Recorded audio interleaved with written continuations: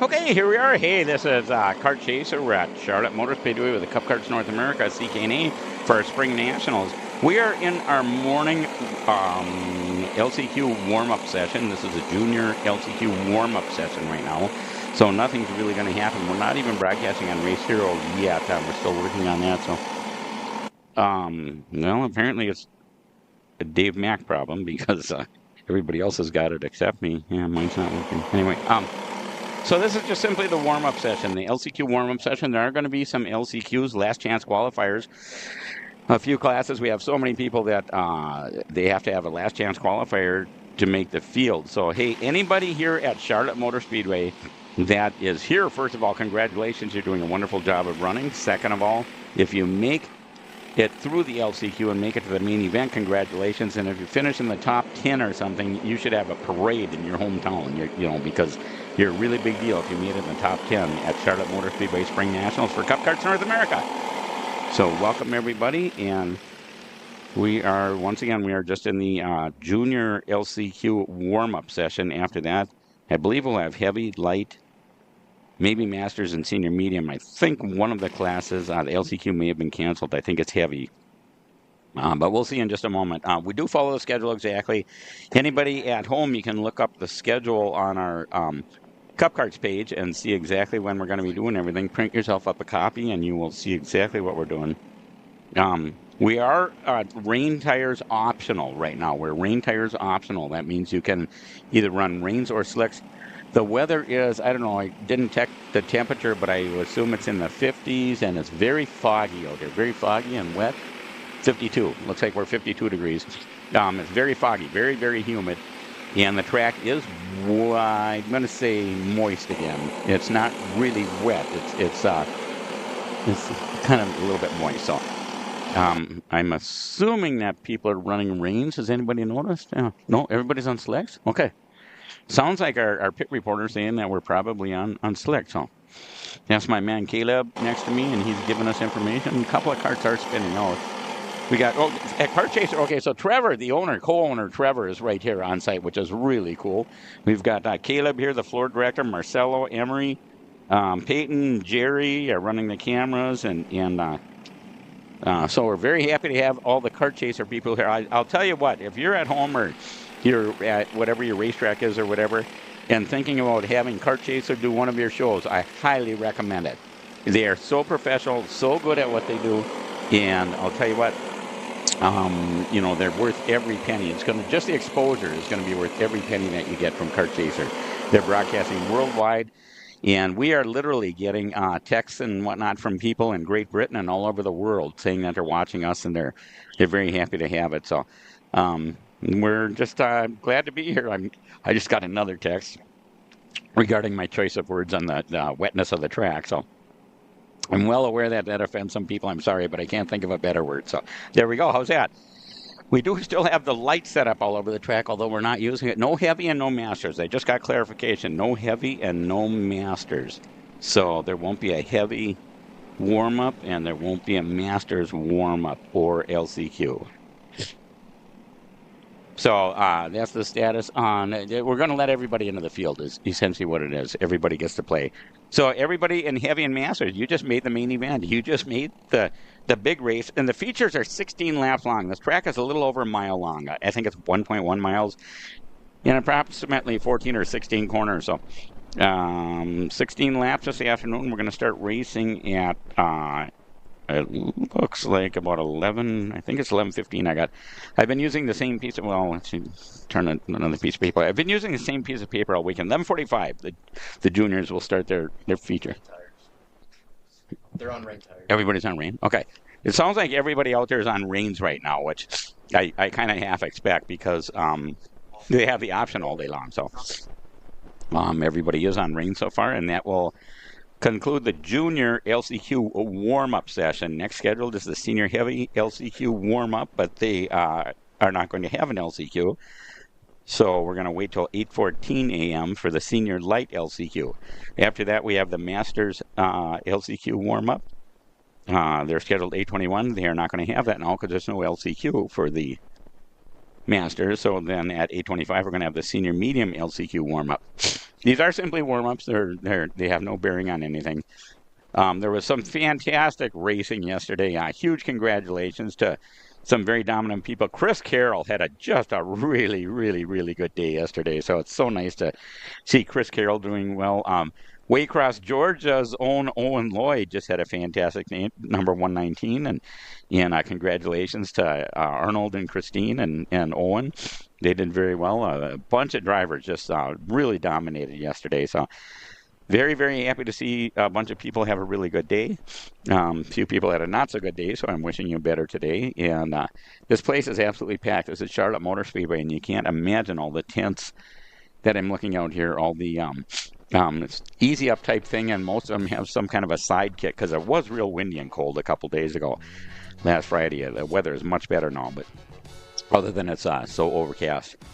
And I think this is all going to burn off, and we're going to have a real nice day today. So anyway, it's going to be a little bit of dead air here until we get to the next warm-up session, and after that we'll start the LCQs at 8:45. So Kart Chaser, and make sure you tell all your friends, tune into Kart Chaser, $10 a month for unlimited access. So get on it.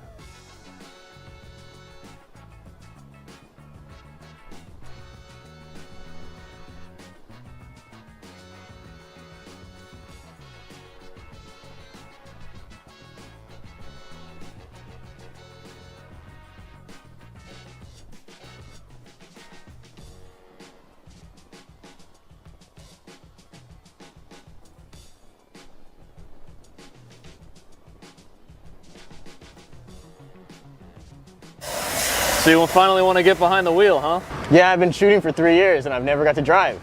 Well, you're gonna need some more gear than just your helmet. Why don't you go to shopakr.com? They got their inventory online and they'll ship it the same day if you order before 5:30 p.m. Eastern. They got shoes, Yep, gloves, yep, rib protectors. got those too. Can they make me go fast? No. Here at Acceleration Kart Racing, we've got everything you need to get on track. What happens next? Well, that's on you. Check us out online at shopakr.com.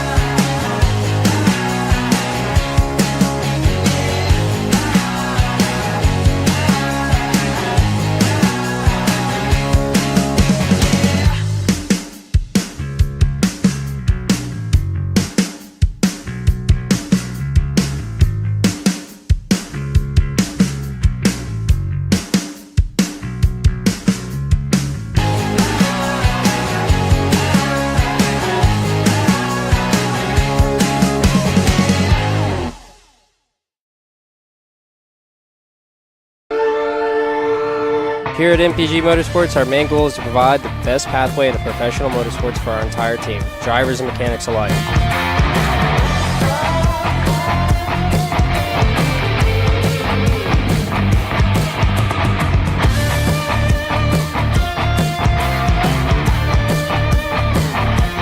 We're based out of Whiteland Raceway Park in Indiana. For more information, contact us at chase@mpg-motorsports.com.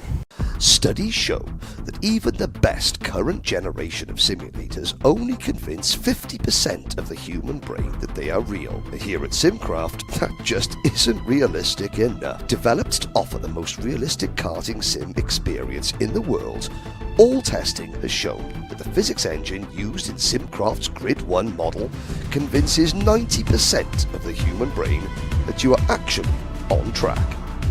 Now that is the real deal. We're at a commercial break.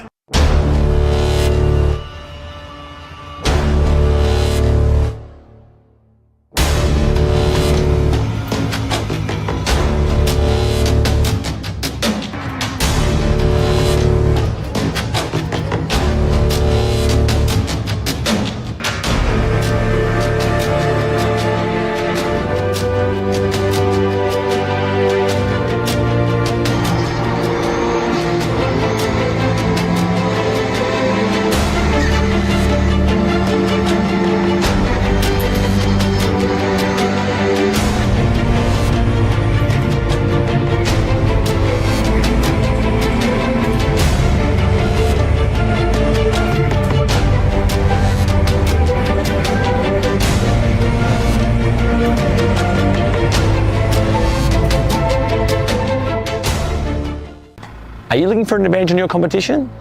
Well, Car Class has done the hard work for you. We've travelled to your racetracks to give you the inside knowledge. So what does Car Class offer? We've got drone footage that captures the racing lines, visual markers for your braking points, acceleration zones, and the best overtake opportunities on your racetrack, pedal cam to show you where to brake and when to accelerate, and 360-degree footage to make sure you don't miss any parts on the racetrack. We've covered 13 racetracks in the United States, and Australia, you're up next. So visit cupkartsnorthamerica.com to get your track information.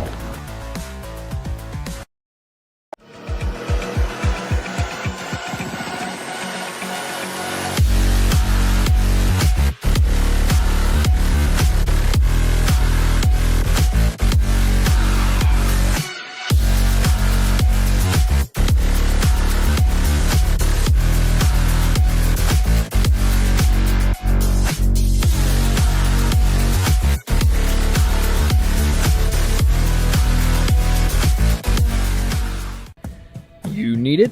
We got it. At Kart Eat Parts, we are your complete online aftermarket kart part superstore. From chains to bearings to bumpers and components, we've got it in stock and ready to ship straight to your door from our base in Ontario, Canada.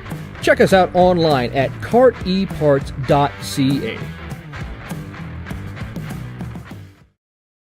Okay, here we are, Senior Light LCQ warm-up session. This is simply a warm-up session for the people that are in the LCQ.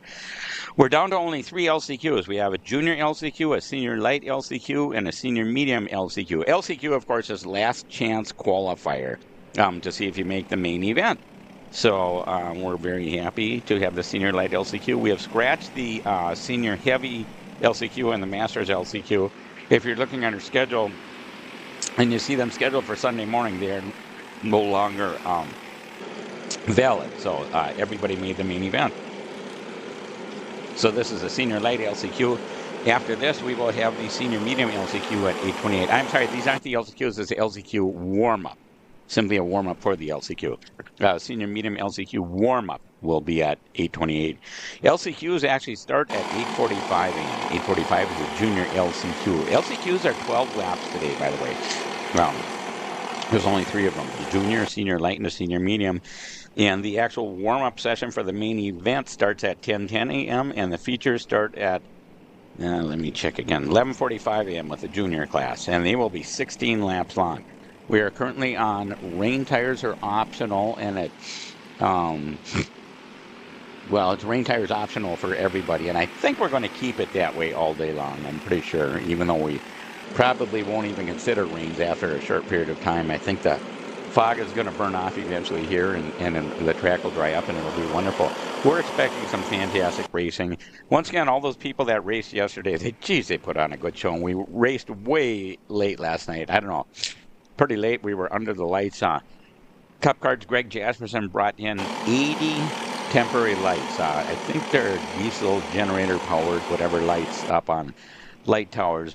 And it was still pretty difficult to see the track. So I know people like racing under the lights. Me as an announcer sitting in a lit announcing booth trying to look out at a dark racetrack. I'm not a big fan of night racing, but I know the racers themselves do like it. So, and it does make for exciting racing. We've got a bunch of grandstands here. One grandstand section. I think this is so cool. So the Charlotte Motor Speedway, they had a huge explosion of seating and attendance. Maybe a decade or two ago, something like that. So they built all kinds of grandstands. Well, maybe about 10 years ago, attendance started decreasing. So they cut down a bunch of these grandstands. Well, they saved one section, and they actually put it on the grounds here at the kart track as grandstand seating for watching the kart races, which is so cool because instead of your typical bench seating, in a grandstand, they've got the individual fold-down seats. So I think that's really cool. I was fortunate enough here at Charlotte Motor Speedway last year to stay at Bruton Smith's personal condominium. Bruton Smith had it built for himself, and myself and Steve Vermeer were very fortunate to be staying there last year. So we stayed right on property, and we were looking out at the racetrack all night long. One whole wall of the condo, one side of the condo is an entire window, a couple stories high, and you look right out at the racetrack. So I got up a number of times in the middle of the night and just look out, and they keep the track, a good section of the track lit all night long. So we just had a ball looking out and enjoying the fact that we're at Charlotte Motor Speedway, staying in Bruton Smith's condo. So I highly recommend anybody, if you ever consider coming to Charlotte Motor Speedway, I recommend renting one of the few condos that you can get here. And so my phone is ringing. I can't answer. Thank you. But yeah, if you've never been to Charlotte Motor Speedway, or if you're going to any of our Cup Karts events, this is one of the majors. This is our Spring Nationals. Our Grand Nationals, of course, is in Newcastle, the end of September, early October. You can consult the schedule and see exactly when it is. We've got our Summer Nationals out east. Tony the Toll, the promoter of that series, that region, calls it the East. We used to call it the Northeast. He said he wants to change it to the East region, so that's fine. We'll go with that. And that is, I think, going to be BWI, but we're also going to be at Pitt. And we were just talking this morning at breakfast, and we're expecting a huge turnout at Pitt, maybe to the tune of 400 plus karts. So if you want to go to Pitt or Pittsburgh International Raceway, and I think it used to be called Beaver Run or something like that, but anyway, Pitt or Pittsburgh International is going to be a fantastic event. We're expecting 400 plus karts, so that you might want to mark that on your calendar. We're going to go up to Canada 3 times this year, so we've got a number of races up there. Gerald Casely and Marie Casely are the promoters of the Canadian series, so we're going to go up there. Make sure you go up there. And speaking of Canadians, we have approximately 90 Canadians entered this weekend at Charlotte here. And that's just a fantastic turnout, and I appreciate each and every one of those Canadians. And I challenge my Americans, my United States people, to have even a half the turnout that the Canadians are doing. You might want to consider going to one of the Canadian races. And, of course, we'll be down south a little bit. We've got a bunch of racetracks. I think we're going to Atlanta eventually. So check the schedule and see what looks like it's close to home, or what you want to travel long distance to. But if you want to go to a Cup Karts event, I highly recommend it. You don't have to be racing. You can just be a spectator and see what's going on. A wristband will get you full access to all the pits. So, yeah, a wristband. You can walk anywhere and talk to some of the racers, ask them what they're doing, ask them what cart they recommend, and what their favorite engine builder is, and get a little inside information. You can get into karting. You don't have to. You can just be a spectator. So we'd love to have you. My name is Dave Mack, and I'm usually walking around. I'm a short, fat guy with a big hat, and you can usually see me carrying some kind of a clipboard. Ask me any questions. I'll be more than happy to answer you if I have just a couple of seconds. So, and any of the Cup Karts officials are very, very approachable. And bring the kids with. The kids we're very family friendly, and the kids love to watch these kart racers. So make sure you come to one of our events. So that's the end of that warm-up session. We got another one at 8:28 a.m.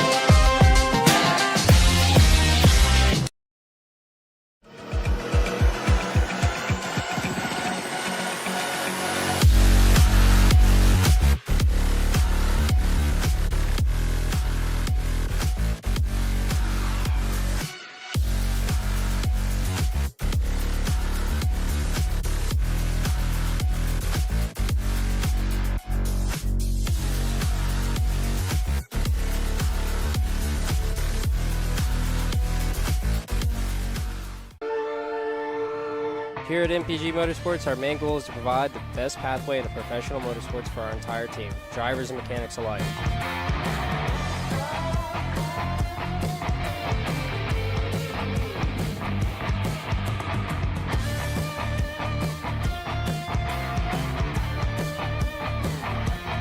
We're based out of Whiteland Raceway Park in Indiana. For more information, contact us at chase@mpg-motorsports.com. We're at a commercial break.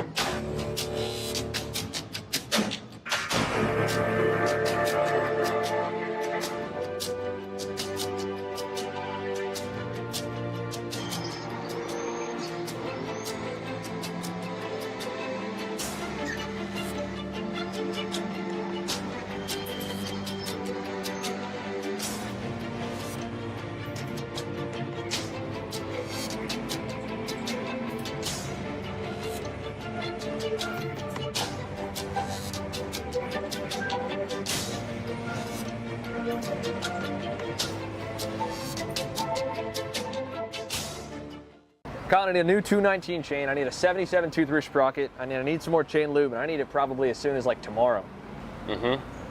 Dude, are you even listening? Like, we need this to run this weekend. Want anything else? What do you mean? I already got it in the Kart on Acceleration Kart Racing's online store, bro. All orders over $200 get free shipping. Oh, throw in a set of tires. Done. Everything you need, all in one place and shipped to your door for free on orders of $200 or more. Exclusions apply. Shop AKR.com.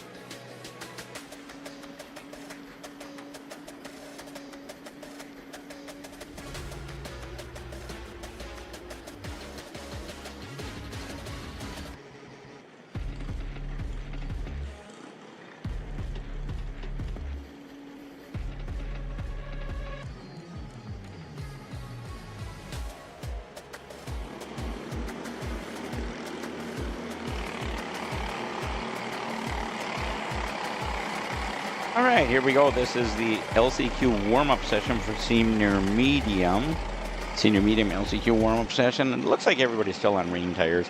Rains are optional. You can have rains or slicks right now. It's got to be a Vega tire, though. And everybody's just going out, just basically warming up their engines. Yeah, looks like rains. It's hard to tell when they're going by me. Them tires are rotating so fast, but looks like everybody's on rains, and this is simply LCQ warm-up. We start the actual LCQs at 8:45 with the junior, then after that the senior light, and after that senior medium. That's the only classes that have LCQs. Now everybody else made the main event, and the warm-up session for our juniors starts, the warm-up session for the main event starts at 10:10 a.m., and then we'll have features at, once again, 11:45 with the junior class, and that's going to be 16 laps long. So this is Kart Chaser, broadcasting worldwide right now, Kart Chaser, and they do a fantastic job. I highly recommend them if you're considering having Kart Chaser for any of your events. And they're getting to be very, very, very well known around the world. And we got somebody spun off the end of the track down there and gets going again. Not a bad deal. We have Jerry out on a camera and Peyton on a camera, Marcelo on a camera. Emery is the, he's working in the booth here, and Caleb is a booth director, and we're very happy to have him. Hey, Kart Chaser has some kind of discount on acceleration karting products, 10% off. So it's it's on the screen right now. I wasn't even looking. AKR, acceleration kart racing or something. AKR anyway.com, 10% off. Use code SPRING10 for 10% off. Just a heck of a bargain. So make sure you buy lots of products on there to make it worth your while. Our presenting sponsor this weekend for the spring mats at Charlotte Motor Speedway is Odenthal Racing Products, ORP. We're very, very happy to have them, and I'm thrilled to death that RLV is on site. I talked to Miranda a couple of times yesterday, I think it was, and she came in from California, a number of her racers. She's got David Vasquez on site and a bunch of other people, so I was very, very happy to see them. So Miranda's on site if you have any questions with RLV. And RLV, I mean, they've been a sponsor absolutely forever. They've got the VLR chassis also, but RLV has been a sponsor as long as I can remember. We're very thankful for their sponsorship. They treat us absolutely fantastic. So thank you very much, Miranda and Art and the whole gang at RLV. Vega tires, of course, everybody's on Vega tires, even if you're rains or slicks, either one. Everybody's on Vega tires. Yesterday, I know Briggs made a presence here. I saw Dan and Kyle and some other Briggs people, and they were on site yesterday. Everybody here runs the very same Briggs motor, from our very youngest kid kart class, starting at 5 years old, to our oldest entry. I don't know who our oldest entry is right now, but it's probably somewhere around 70, 72 years old, something like that. We have had 75-year-olds racing with us. But anyway, everybody's on the very same engine. The younger classes obviously have a restricted slide, similar to a restrictor plate in a NASCAR or something. Everybody's seen that 100 times on TV. So the engines are all the same other than restrictors. Our tech team is fantastic. We've got Bobby Jacobson and Bob Scott and Steve Vermeer and Tom and Nancy Messman. And I'm trying to think who else is over there. I know I'm missing some. Trevor is over there, and just a bunch of people over at our tech team. So it's the best tech team in the business, hands down. I'll put them up against anybody. So we're very happy to have them. And, of course, registration people. We have the young lady, and I'm not sure what her name is, but we raced at Pittsburgh last year, Pittsburgh International, and she got a hold of Greg and said, hey, can I come work for you this weekend down at Charlotte? So Greg said yes, so she's working here. So we're starting to pick up people from all over the country. Cup Karts is originally based in Minnesota, like South Central Minnesota, Minneapolis area there. And but we're eventually picking up people to the point that our series administrator, Megan, is actually from Indiana. So we have a huge, important presence in Indiana, Minnesota, of course, and we've got Tom and Nancy from Indiana. Bob Scott is from Illinois in the tech team. So people from all over the country are starting to become permanent employees at Cup Karts. We added a new one. Ann is Tom and Nancy's daughter, if I remember right. So anyway, Ann is new to us, and we're very, very happy to have her. And I'm missing somebody. Ashley is currently in Iowa, but she was Minnesota. She's our social media person, and she does all the social media, so way beyond, way above my head, all that stuff. So I'm not even going to pretend to talk sensibly about it, but she does a fine job. As I've gotten a number of comments from people that they like some of her, or all of her content, so she does a real good job. Anyway, she was doing interviews with a bunch of people this weekend, and I have not had a chance to see them. I'm going to be watching this Kart Chaser video after I get home. I'll get home probably real late Tuesday night. Back in Minnesota, I live in central Minnesota, kind of by the St. Cloud area, so I'm about an hour and a half north of the ground zero for Minneapolis, South Minneapolis area. But anyway, that'll do it for the senior medium LCQ warm-ups. Next we'll have, at 8:45, we'll have the junior actual LCQs. Last chance qualifiers are going to be 12 laps long to see who makes it to the main event. So 8:45, we'll come on back.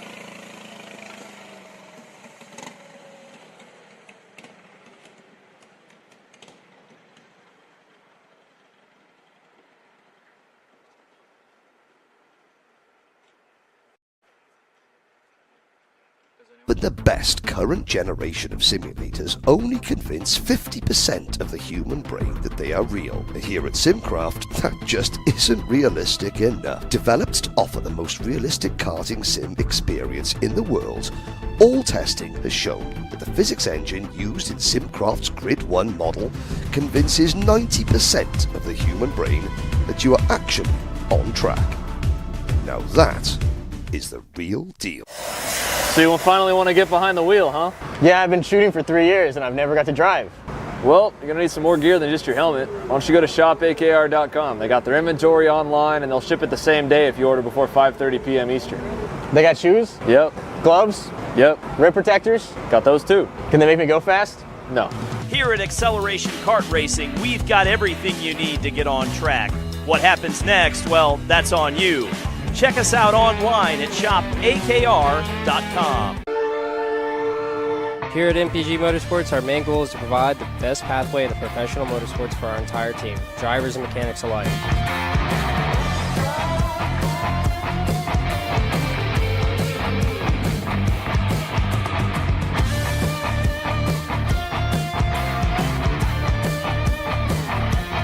We're based out of Whiteland Raceway Park in Indiana. For more information, contact us at chase@mpg-motorsports.com.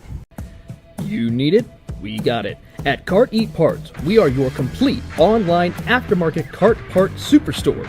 From chains to bearings to bumpers and components, we've got it in stock and ready to ship straight to your door from our base in Ontario, Canada. Check us out online at karteparts.ca.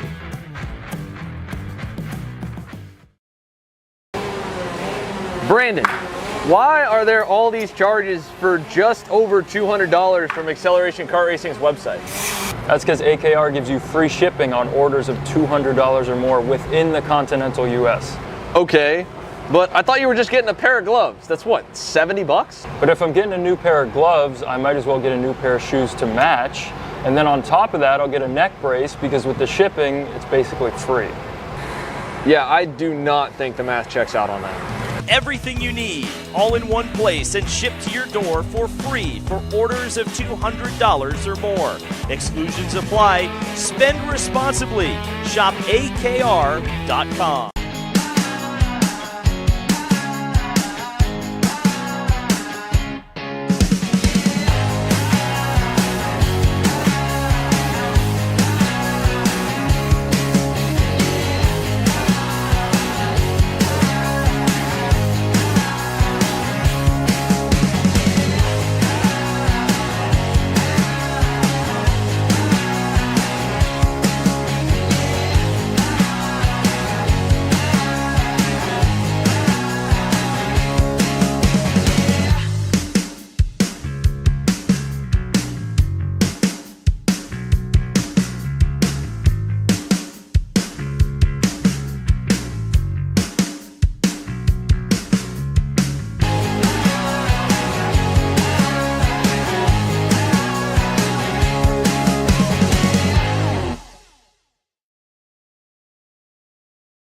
I'm David Serra, 18-time Australian karting champion, and we're launching Kart Class. Kart Class is an advanced digital training program that suits the driver who's just starting out in the sport, all the way to the driver looking to win a national championship.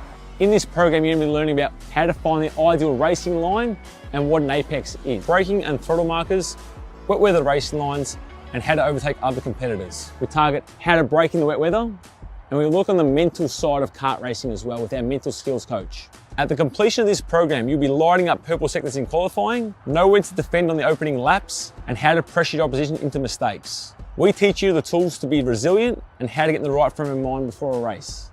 We look to complete the whole package by getting a strong mindset, a driving style to suit all conditions, strategizing your race, and getting the last 1% from your team. We'll teach you how to win the final lap of a race, drive in the wet like Max Verstappen, and creating the perfect bubble for yourself to mentally be in the zone. To find out more, click the link below.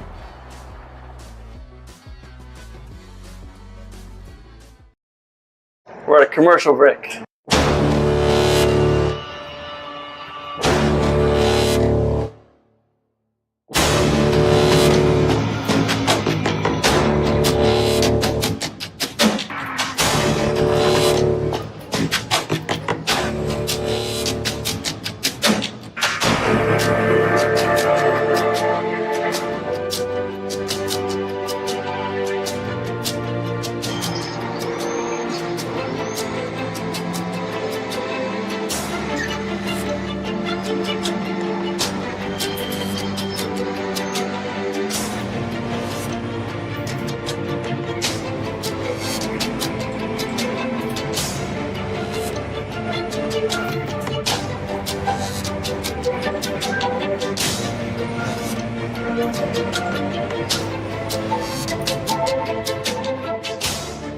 Real deep.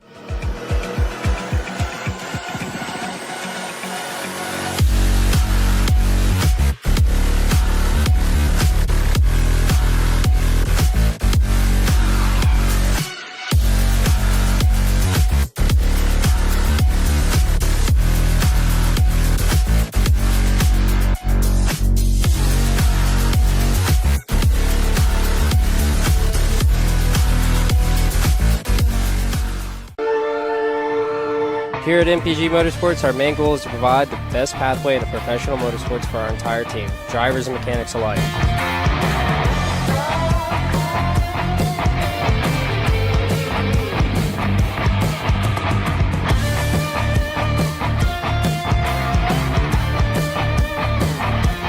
We're based out of Whiteland Raceway Park in Indiana. For more information, contact us at chase@mpg-motorsports.com.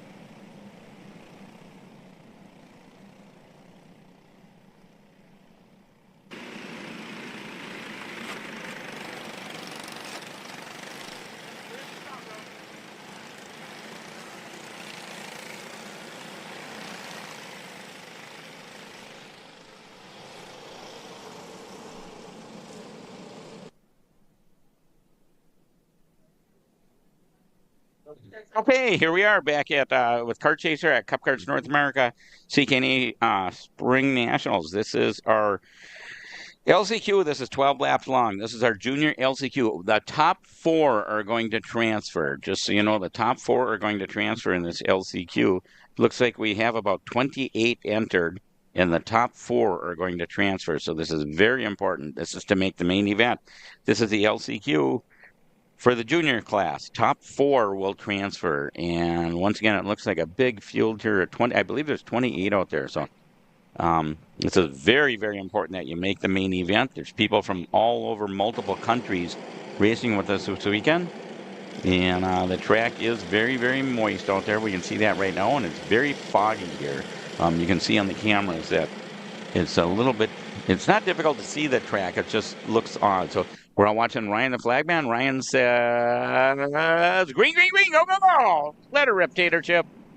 And everybody goes into turn 1, and we see some bumping and back to front bumpers and whatnot, but I think everybody makes it through okay.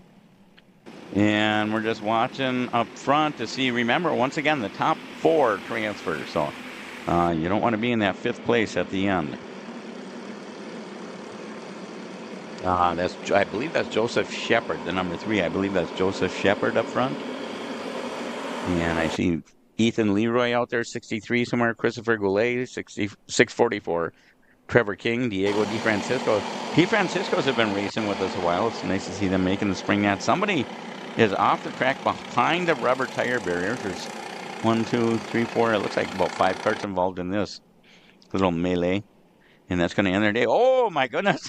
Second place kart just went completely sideways and got straightened right out. So, unfortunately, a little bump from somebody else. And once again, this is a 12-lap LCQ, and the top 4 make it to the main event. So they're coming by here, and it looks like Christopher Goulet, 644, is your leader that time by the stripe, followed by Ethan Leroy in the 63. Diego DeFrancisco in the 260, Joseph Shepard in the number 3, Gabriel Payne in the 45, Connor Burgess in the 416, Trevor King in the 148, Walker Yarnott in the 122, and Liam Plate in the 285. Liam Plate in 10th place is down 3 spots. Then we have Logan Stockdale, Jenna Bernard, Kellen Weiss, Zavrina Frederick, Sydney Miller, Sophia Yankee, Connor Morse, Lucas Franklin, Leland Anderson, Brady Beagle, Benjamin Safar, Joseph Peterson, Randy Harvey, David, let's see, my screen's popping around on me here. David Francie, Emma Plate, Diego Fernandez, Mark Raymond, and Luca Canamirian. So anyway, that time by the stripe, Diego DeFrancisco, number 260. Diego DeFrancisco was leading. Once again, the top 4 transfer, so it's very important. And Diego looks like, let's see, that's not Diego. Who is that? Is that Ethan Leroy, number 63? Anyway, looks like he's having a bit of a trouble with the moisture on the track.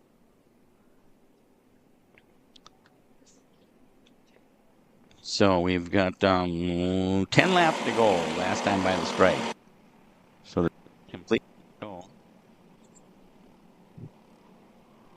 My allergies are just kicking my rear end, so I apologize if you hear me snorting on the broadcast here.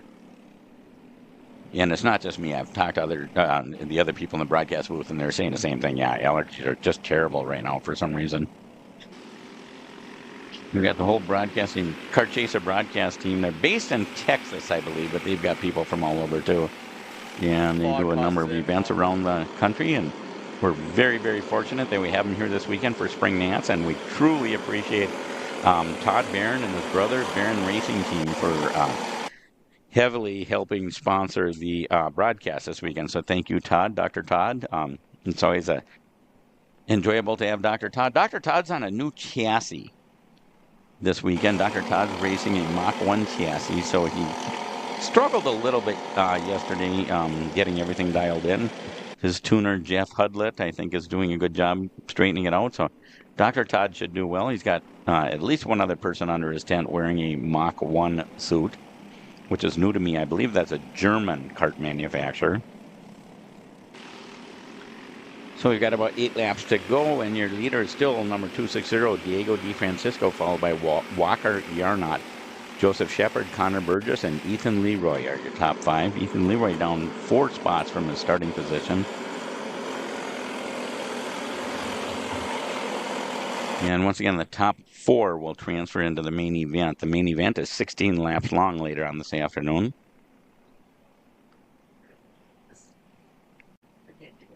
Diego Di Francisco, still your leader, number 260, followed by the 122 of Walker Yarnot, the number 3 of Joseph Shepard, the number 416 of Connor Burgess, and the number 63 of Ethan Leroy.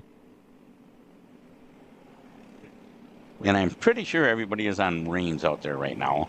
Just gives you just that little bit of added adhesion to the racetrack.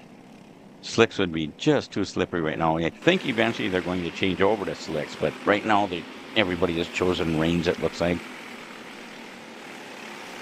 Here's some of our sponsors in the upper right of your screen. We've got shopakr.com. BRT is Baron Racing Team. That's Todd, Dr. Todd and his brother. And I'm so sorry, Dr. Todd's brother. I know I've been told your name before, and your first name, and I've forgotten it, so I apologize. LIYK is Long Island Youth Karting. And then, of course, there's our symbol, the CKNA Junior, or CKNA Spring Nats, and this is the junior class, so that will explain what everybody is, and that's the, everybody's looking behind them. There's a lot of hand motion, a lot of people signaling all kinds of stuff. Usually you tap the back of your helmet. Anybody new to karting, you tap your back of your helmet. You want the cart behind you to line up with you. Run 2 together, and then you can both go faster, similar to NASCAR or anything else where you can draft each other, and 2 carts together will go faster than 1 cart alone. And some of these other hand signals, I can tell you, some of them I can't. But yeah, there's much hand signaling going on, much more than I've ever seen at any other of our races. And that's probably because the camera crew is doing such a good job of showing them all that I can see stuff that I wouldn't normally see. So thank you very much, Kart Chaser. It is so fun to be broadcasting on Kart Chaser and doing our thing here. And once again, the top 4 are going to transfer so far. It looks like Diego Di Francisco, Walker Yarnot, Connor Burgess, and Kellen Wise get to go in. And unfortunately, Joseph Shepard, Leland. Okay, we got somebody off in turn 1. I think somebody popped into the wall pretty good. The wall is a tire barrier here. You can still see the light setup from last night. We had like 80 lights brought in to light up the track because we had to race well after dark to give everybody plenty of track time. I know everybody wants to be on the track as much as possible, so that's what we do. I talked to Christine Lloyd this morning, and she said, yeah, Owen would race 10 classes if he could.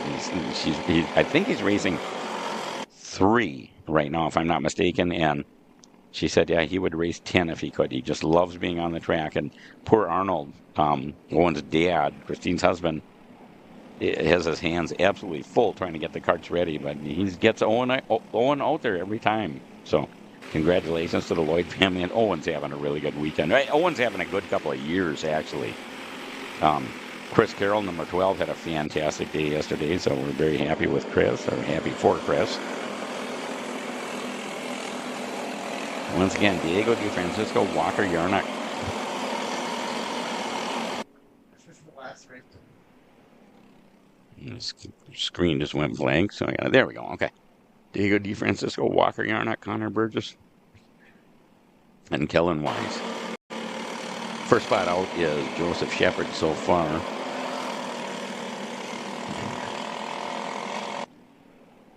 Yeah. And bye-bye, kids. On my.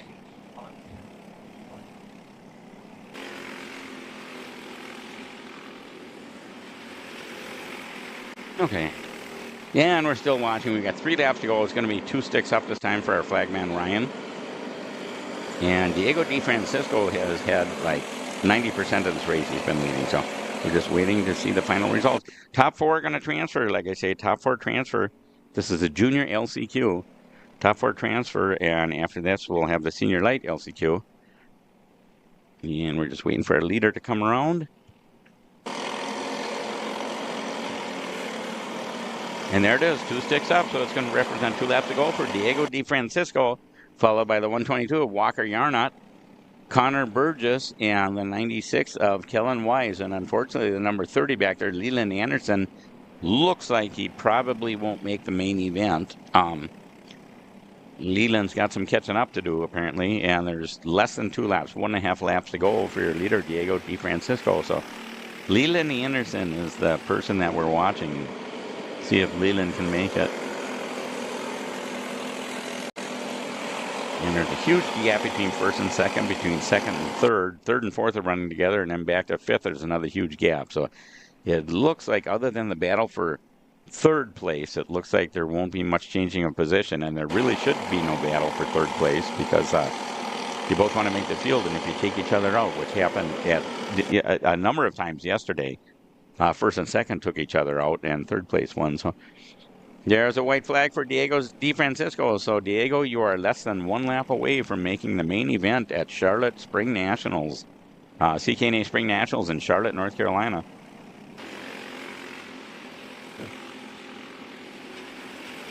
Unfortunately, it looks like people who won't make the field are Leland Anderson, Joseph Shepard, Ethan Leroy, Logan Stockhill, Lucas Franklin, Trevor King, Sophia Yonke, Sidney Miller, Christopher Goulet, Sabrina Frederick, Gabriel Payne, Jenna Bernard, Benjamin Safar, Connor Morse, Connor Baker, Brady Beagle, and Liam Plate, Joseph Peterson, Randy Harvey, David Francie, Emma Plate, Diego Di Francisco, Mark Raymond, and Luca Canamarian are not going to make the field. But your leader is still Diego Di Francisco, and there's the checkered flag for your leader. The black flag is also showing, so this race is unofficial. It's under review, but your unofficial winner is Diego Di Francisco, followed by Walker Yarnott, Kellen Wise, and Connor Burgess are your top 4. They made the field.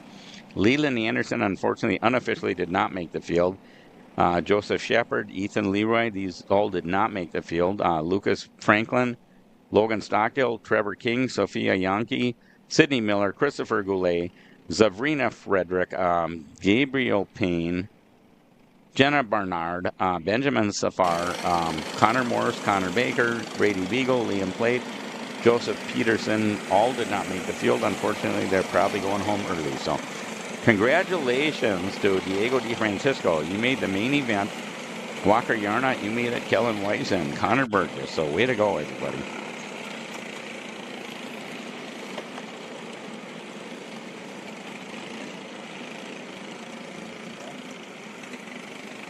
And next up, we will have the Senior Light LCQ. Senior Light LCQ is at 9:15 a.m., so about 16 and a half minutes from now. Senior Light Last Chance Qualifier.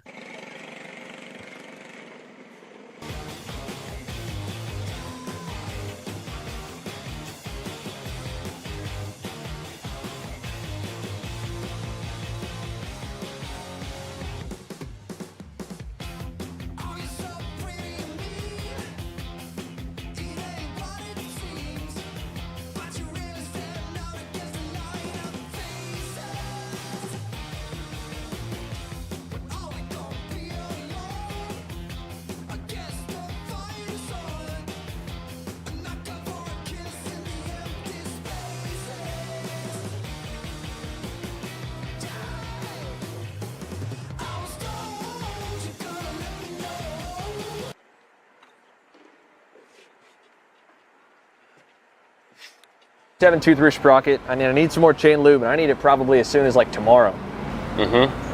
Dude, are you even listening? Like, we need this to run this weekend. Want anything else? What do you mean? I already got it in the Kart on Acceleration Kart Racing's online store, bro. All orders over $200 get free shipping. Oh, throw in a set of tires. Done. Everything you need, all in one place and shipped to your door for free on orders of $200 or more. Exclusions apply. Shop AKR.com.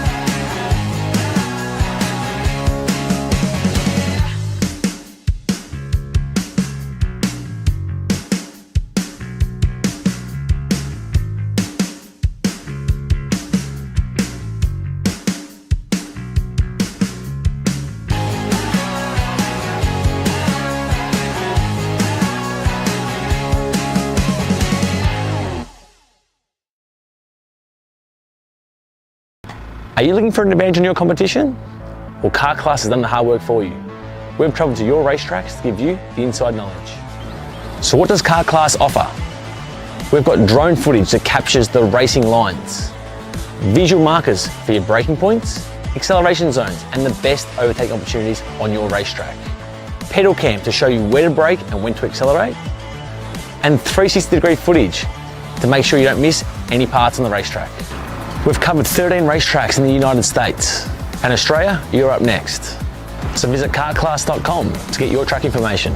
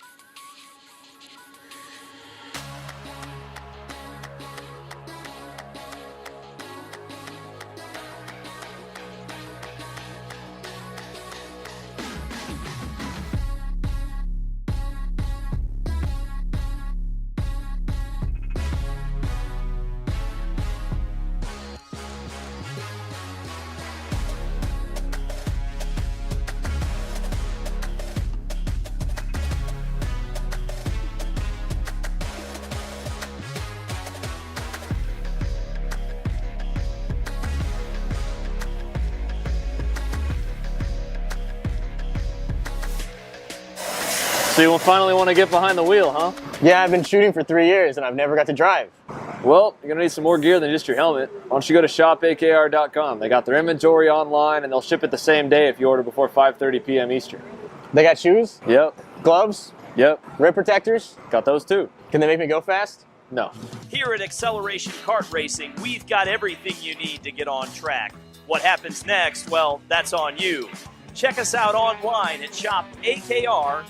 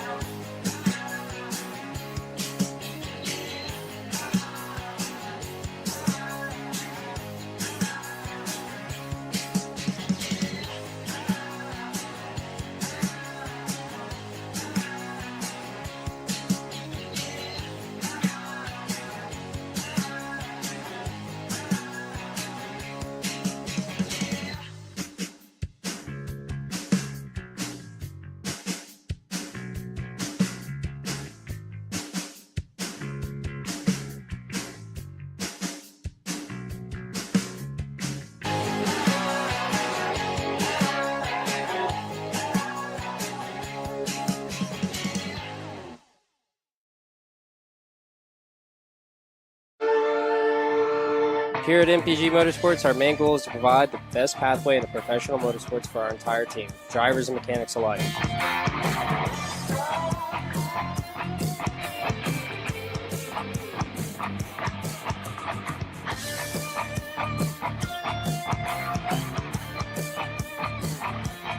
We're based out of Whiteland Raceway Park in Indiana. For more information, contact us at chase@mpg-motorsports.com. We're at a commercial break.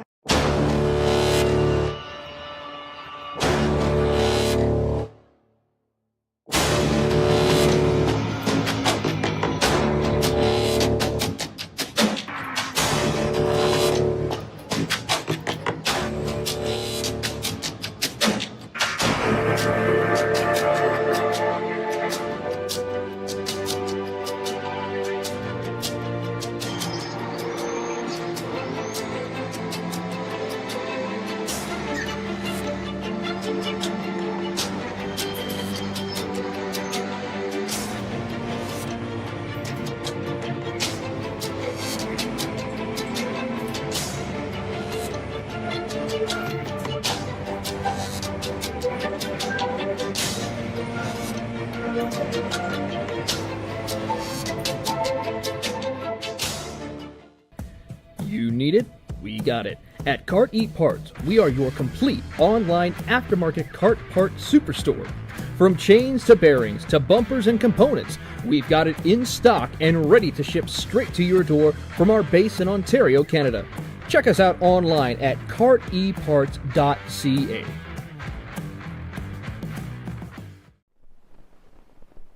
Okay, we're back here with a kart chaser at Cup Karts North America, CKNA SpringNationals. We're just about ready to start the Senior Light LCQ, Senior Light Last Chance Qualifier. Looks like we have approximately...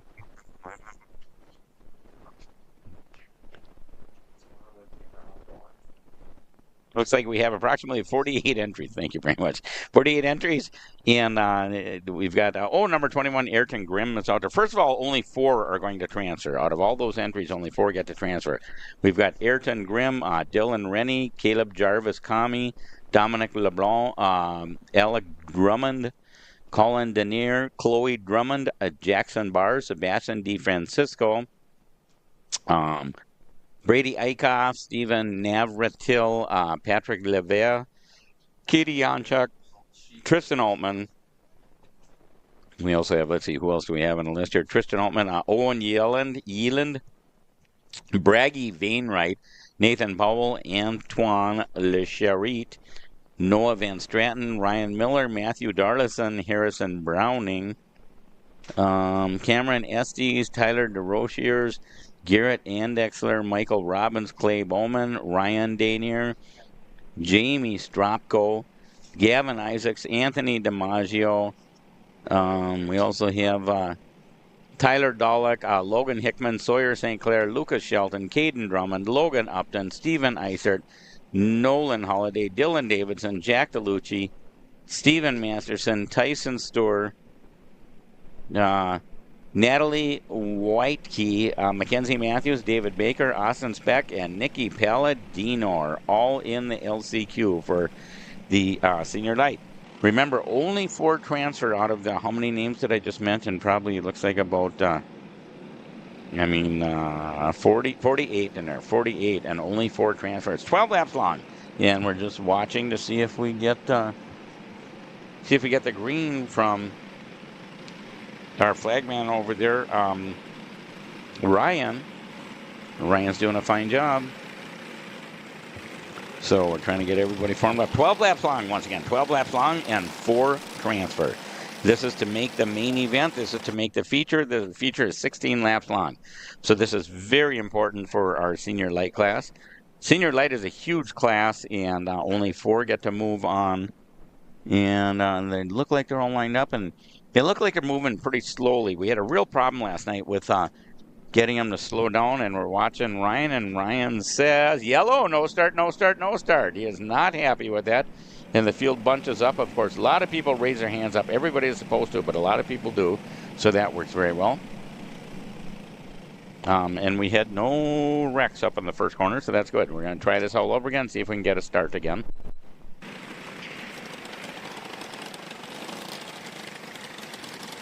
Want to use 2 of these, or it's the very same thing? Yeah, well... Should we just use 1? We can use 1, right? Well, I don't know if you could see mine.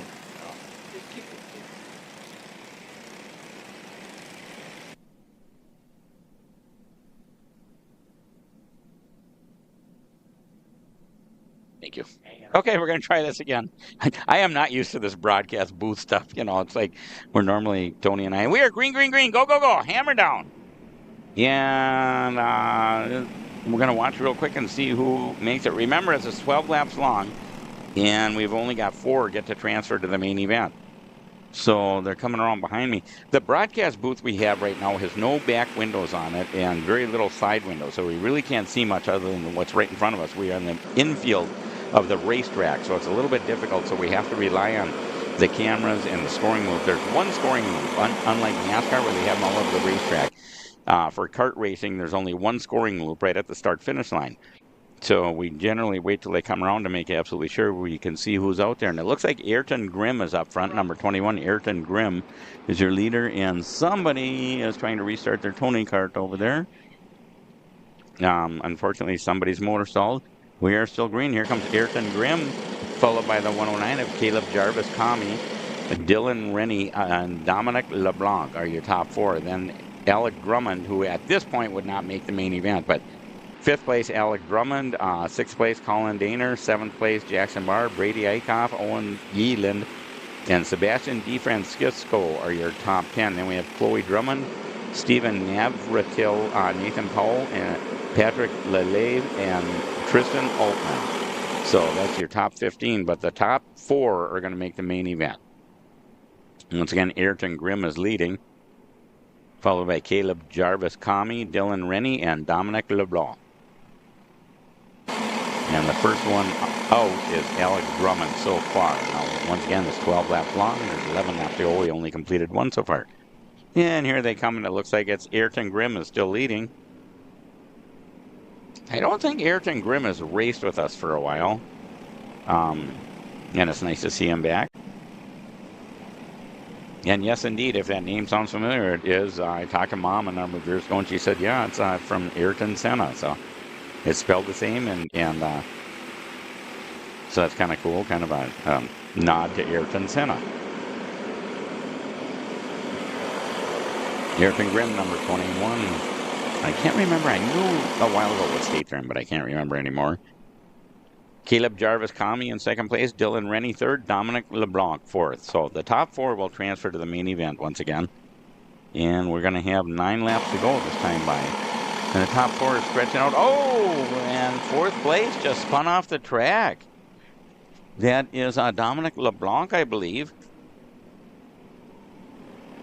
And unfortunately, yeah, it was Dominic LeBlanc. And unfortunately, Dominic, who had a transfer spot, is way back. I'm not sure how far down he fell, but quite a distance. He was off the track, spun off all by himself. So Ayrton Grimm is still leading. Caleb Jarvis Kami second, and Dylan Rennie third, and now it's Alec Drummond is in the final transfer spot.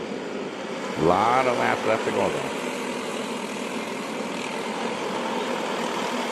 All right, Dave.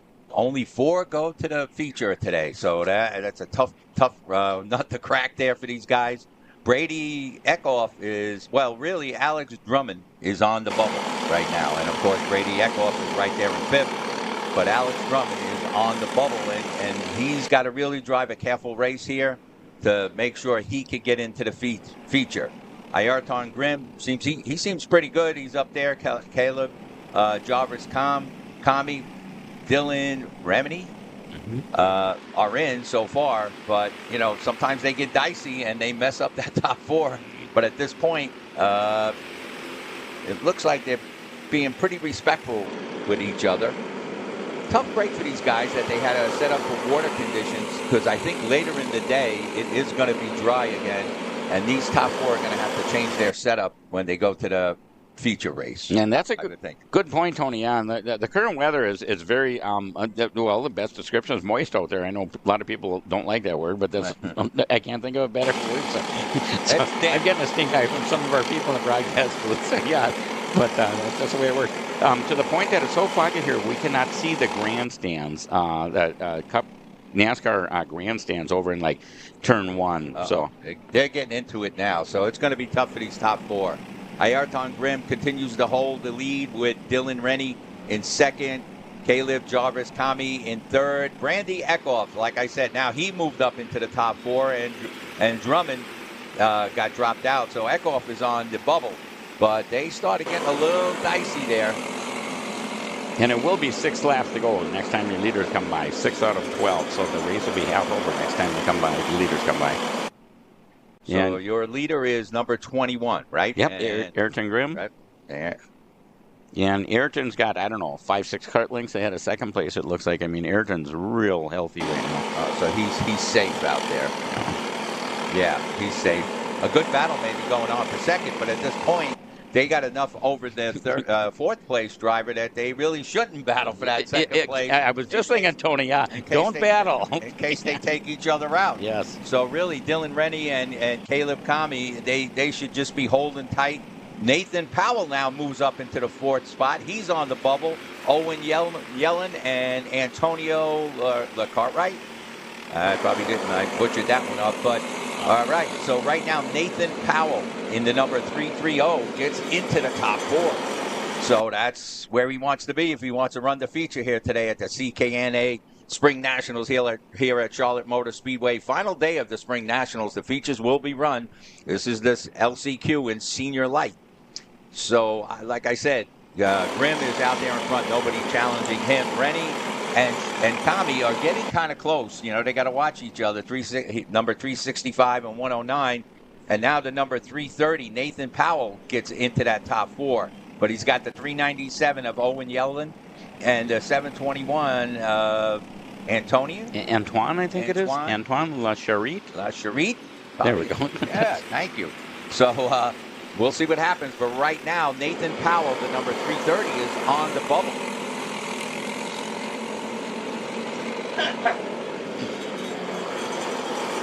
So, yeah, absolutely, Tony. Ayrton Grimm looks healthy, but second, third place, I'm really afraid that they're going to start battling, and they shouldn't. They should just take that position, make the main event, and then worry about battling. I think we might have had a change there. I think that 721 that you mentioned his name, I think might have moved up. I'm not sure. Nathan Powell looked like he was getting in trouble there. So remember, Powell was on, and And Antoine Lacharit, yes, up to 4th. Makes it up to 4th. Nathan Powell drops to 5th. Owen Yellen in 6th. They're getting dicey back there, and that's where it has to be dicey, because right now Lacharit on the bubble, but he moved his way up. Kart number 721, making it into the top 4, and that's where you want to look at him now. He's trying to really pull out, so this way he doesn't have to get into any trouble with anybody. And if he could pull away like he's doing, he might have a good 4th place and will secure that that he will get into the feature. He's doing a good job of that, pulling away. Under these conditions, you know, it is a little tough out there. You can't push it too hard because you might lose it altogether. So I believe they're all on rain tires at this point. I believe you're correct, yeah. I don't know if the officials declared it a rain race. No, it's optional. Optional. So, and I think it will be all day. But I think as far as this race goes, in this time of day and the moisture and the dampness that's in the air, you got to be on rain. So right now in fourth place, he's holding on. That is Lacherit in number 721, and he's doing a good job now. That black and green Kart coming around, he's doing a great job of pulling away and staying out of trouble, and that's what you needed to do. They were starting to bunch up in fourth, fifth, and sixth, but right now Lacherit, he's doing a good job of pulling away. Your leader is the number 21 of Ayrton Grin. In second, it's the 365, Dylan Rennie. In third, it's the 109 of Caleb Jarvis Kami. And, of course, right now, and like I said, doing a good job, is the number 721 of Antoine, I think. Antoine. Antoine Lacherit. Probably Canadian, Dave. Yeah. Oh, what are the chances? Yeah.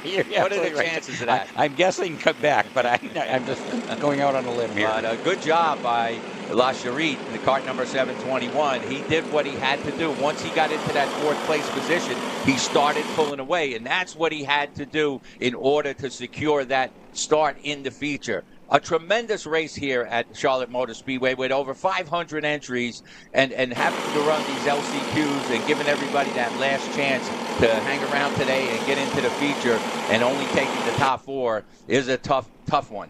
But Lacherit has done a great job. White flag is out. And Grin, Remy, and Kami pass. And here comes Lacherit. And right now, I would say they're all locked in, unless they spin themselves out or something. But they're all locked in. A great job by the 721 of Lacherit getting up into that fourth spot and then getting out of trouble. That's what he had to do. Right after you said that, Tony, now the first and second look like they're starting a battle. And I don't understand why, but they both... Okay. I don't understand why they would do it, but I guess, hey, racing is racing. You can't take it out of them. Yes. And once you put that helmet on, you're competitive. So, the second place driver, 365, Dylan Rennie, is saying, hey, let me get one more shot here. I want to win this LCQ. I want to go down in the history books that I won the LCQ. I guess it is a big thing. Yeah. 21, Ayrton Grin is he gonna do it? Yes. Yeah. He does get it.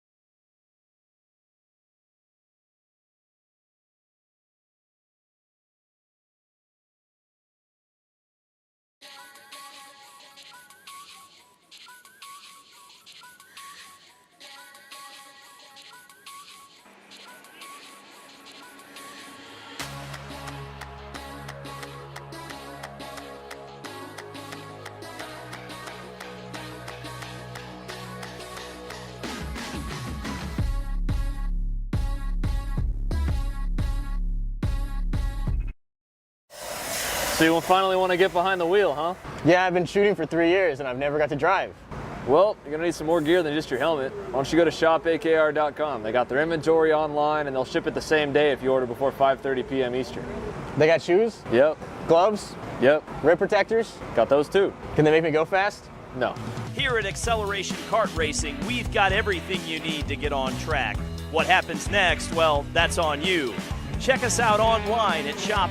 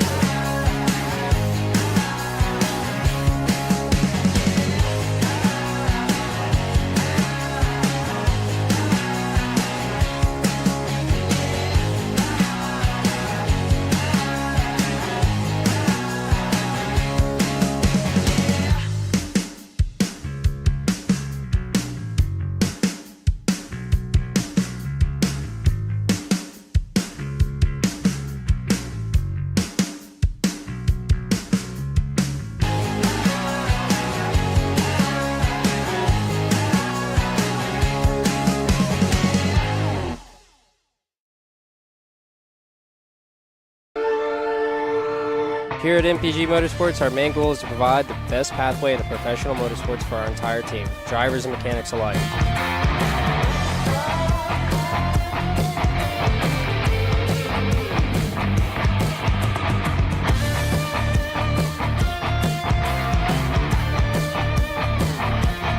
We're based out of Whiteland Raceway Park in Indiana. For more information, contact us at chase@mpg-motorsports.com. Studies show that even the best current generation of simulators only convince 50% of the human brain that they are real. Here at SimCraft, that just isn't realistic enough. Developed to offer the most realistic karting sim experience in the world, all testing has shown that the physics engine used in SimCraft's Grid 1 model convinces 90% of the human brain that you are actually on track.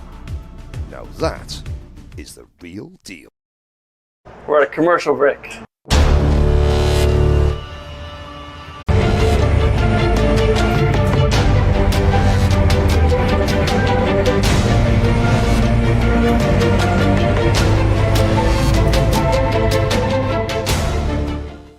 Are you looking for an advantage in your competition?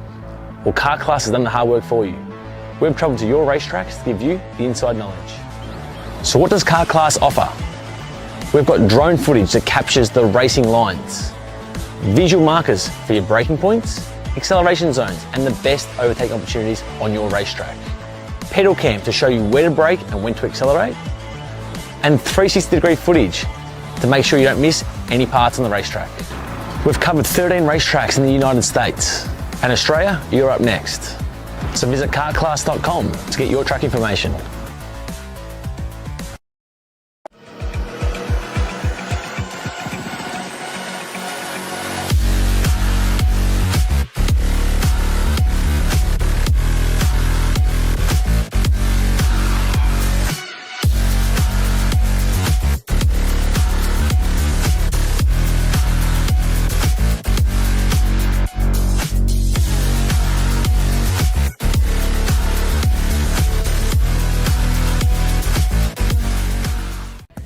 You need it?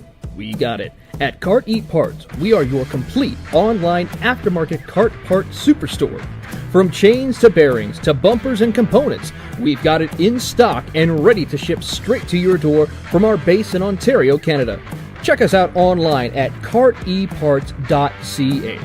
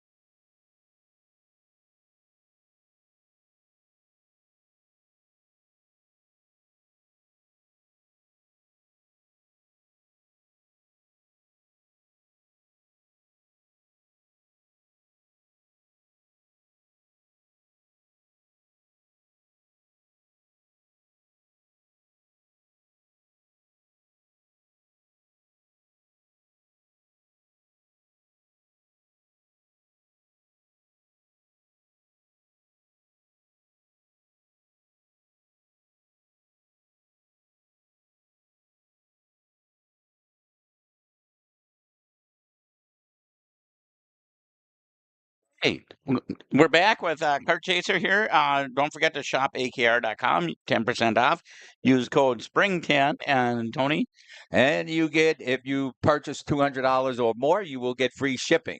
So take advantage of that. And shopping at AKR, they have a good deal with the 10% off.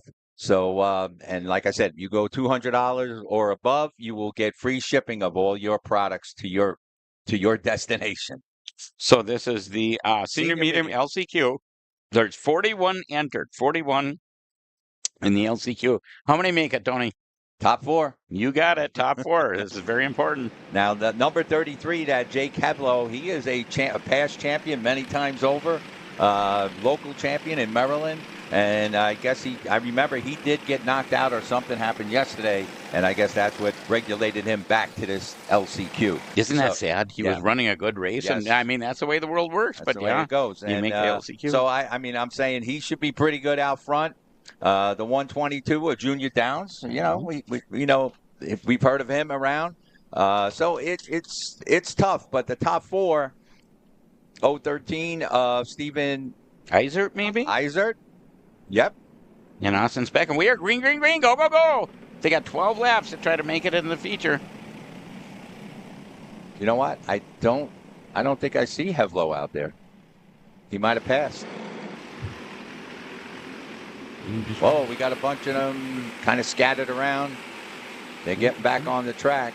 A few carts are going off track. This is behind us, by the way. Our broadcast booth, Tony and I are facing the other direction. We can't see this other than on the camera, just like you. Yeah, so unless somebody put Jake Hevlo in a different cart, I don't think he's making this race. Looks like David Baker was out in front. Steven Eisert.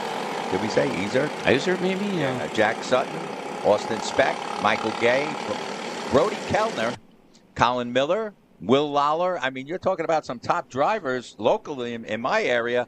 They had to run to this LCQ. So a tough break for them, but we'll see what happens here. So right now, leading the pack is the number 013 of Steven Eisert. I'm going to say Eisert. Sure. Sorry. And the number 022, Dave Baker in second. The number 9 of Jack Sutton in third. The number 121 of Michael Gay. He's on the bubble. He's in fourth, but he's got the number 2 of Austin Speck. The 08 of Colin Miller. The 36 of Brody Kellner. The 62 of Chris Hauer in eighth. So let's see what happens here. The top guy, Steven Eisert is pulling away, so he is safe, and that's what he has to do. Just, keep it under control. The conditions aren't the greatest out there. I'm pretty sure they're all on rain tires, and that's why they're getting around. But it is wet out there. Second place, third and fourth, that's where the action is starting to take place. And it could be a problem. Austin Speck, he could be in trouble as the 022 of David Baker is looking to try to move up to third. Michael Gay in the number 121 and the 62 of Chris Hauer. And that group is definitely battling. Eisert is fairly healthy out front, but second, third, fourth, fifth, they're all battling for the top 4 spots to make the transfer. So right now the top 4 have kind of fell in line, and that's what they need to do. But if it starts to come up, that's when the action is going to start again. Yeah, so Eisert, I would say Eisert's every bit of 15 or 20 kart lengths they have. Eisert's in real. He's in a good place. But here we go with the racing for that second place, which, like I said, if you got second and third, and they are bunching up to try to get into that top 4. And it does look a little wet out there. I saw somebody got heavy on the brakes, and then you kind of slipped a little bit going into turn 1. Right. Speck is in second, Baker in third, Gay in fourth, Sutton is in fifth. Gay right now in the 121 is on the bubble, and they are still dueling out there. Your leader is the number 013 of Steven Eisert. We probably got that wrong. Yeah, we do apologize. Neither Tony or I know. And second, third, there goes a battle for second. They got to be careful. They don't take each other out.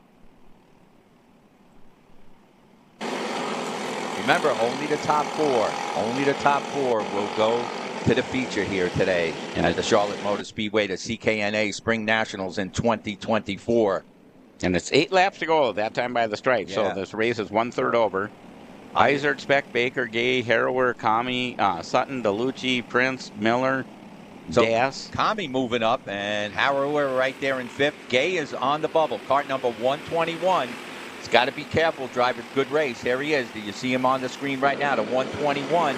And he's being approached by the number 62.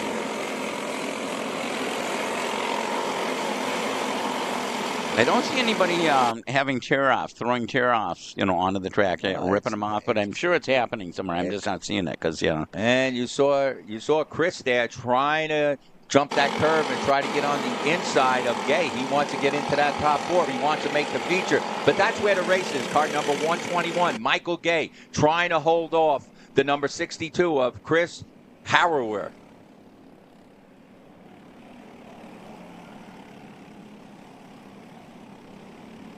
As we said, in the lead with no problem is the 013 of Steven Isert, the number 2 of Austin Speck in 2nd, the 022 of David Baker in 3rd, and Michael Gay has got his hands full to stay in the top 4.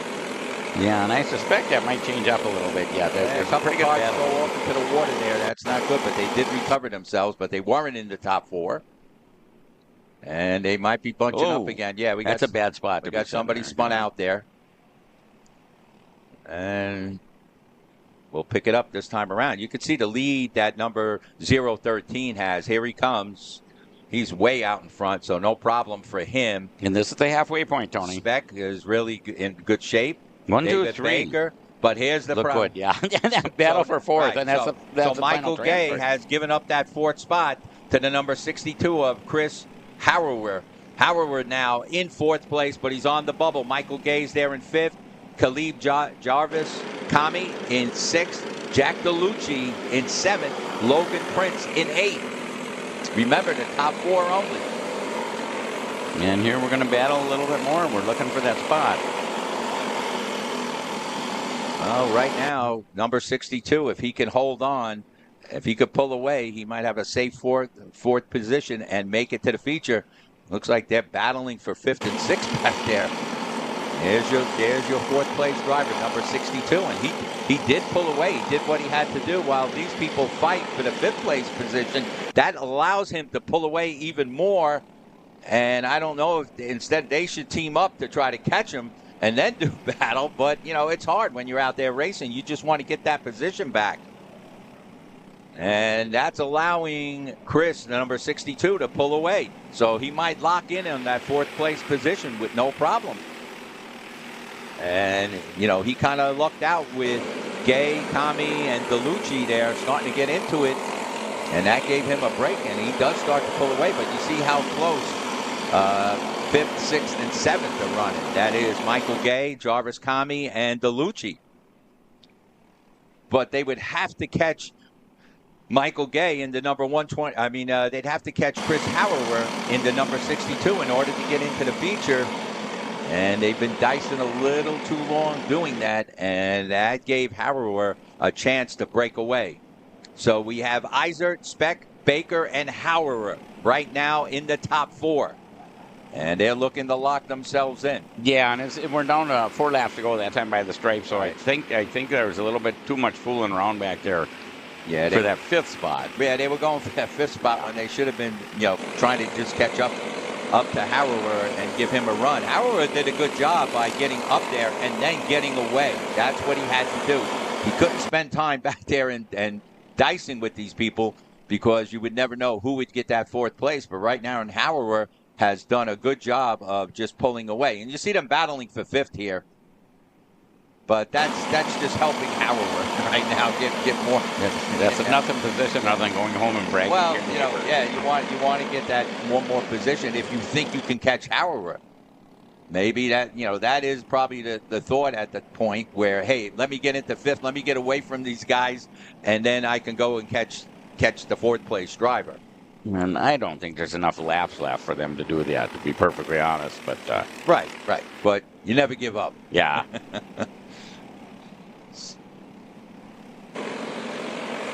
Yep. See, he looks back. Harrower looks back. He's in a safe position there.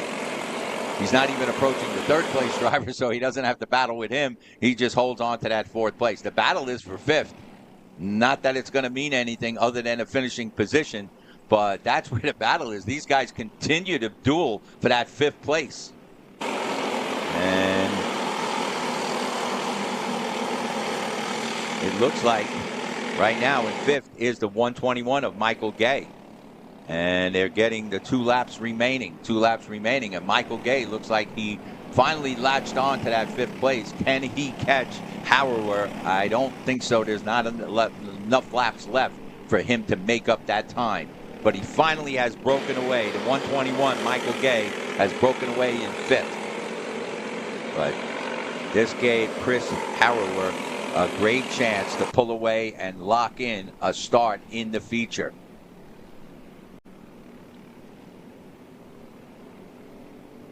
And then 013, that's our leader, Steven Eisert, and he's looking real healthy here. Yep, Eisert is definitely in. Speck is in. Baker's in. White flag is out. Yep. Harrower got the job done. He's got to be 50 kart lengths ahead of second place. Oh yeah, the top 4 are pretty safe at this point. Like I said, the battle was for fifth, just as to where you finish. And right now in fifth is the 121 of Michael Gay, but he's being hard pressed by the 888 of Jack DeLucci and the 109 of Caleb Jarvis Kami. Ben Lyda runs in 8th. Logan Prince in 9th. Will Lawler makes it to the top 10, but only the top 4 will go. And there's your leader, 0-1-13. 1-3, I should say. 0-1-3, Steven Eisert. And he's out in front, and no problem for him. Checker flag waving. There it is. There's your race winner. Yep, he wins it. Here comes Speck. You could see that. Look how long it's taken for the second place driver to cross over.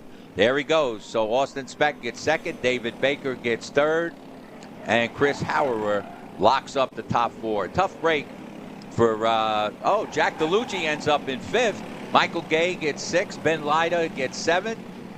Caleb Jarvis Kami gets 8th. Will Lawler moves up to 9th. And Logan Prince drops back to 10th. So those are your top 10 finishers in the LCQ. Look at back there. See, back in 13th place, Jack Folder gained 20 spots. Wow, it wasn't enough, but gained 20 spots. Very hard to get up to the top 10. Oh, it's really but tough. a great drive by Jack Folder, right? Gaining 20 spots to get up to 13th. Man, what a drive that was for the number 116. Ryan Curtin got finished up in 12th. Carson Craig finished up in 11. Like I said, Logan Prince hit the top 10. Will Lawler bettered his position by 1. He got up to 9th right at the end there. But it's only the top 4 that will go. They push somebody across the line. So okay, it's only the top 4 that will go to senior meeting. Right now, we'd like to break for commercial with Kart Chaser.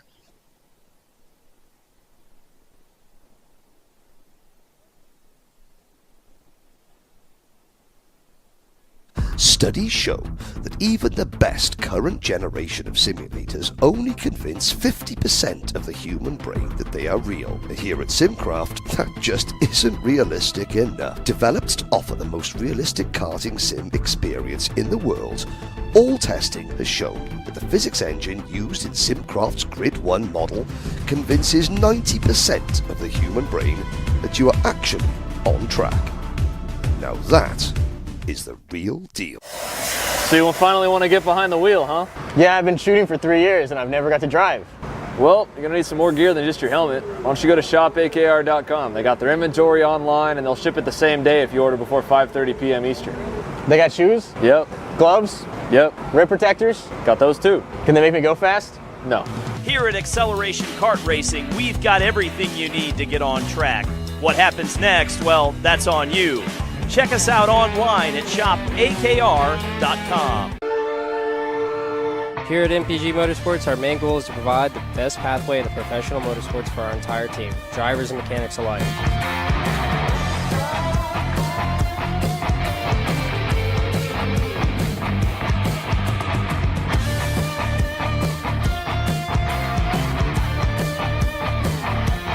The based out of Whiteland Raceway Park in Indiana. For more information, contact us at chase@mpg-motorsports.com. You need it? We got it. At Kart Eat Parts, we are your complete online aftermarket kart part superstore. From chains to bearings to bumpers and components, we've got it in stock and ready to ship straight to your door from our base in Ontario, Canada. Check us out online at karteparts.ca.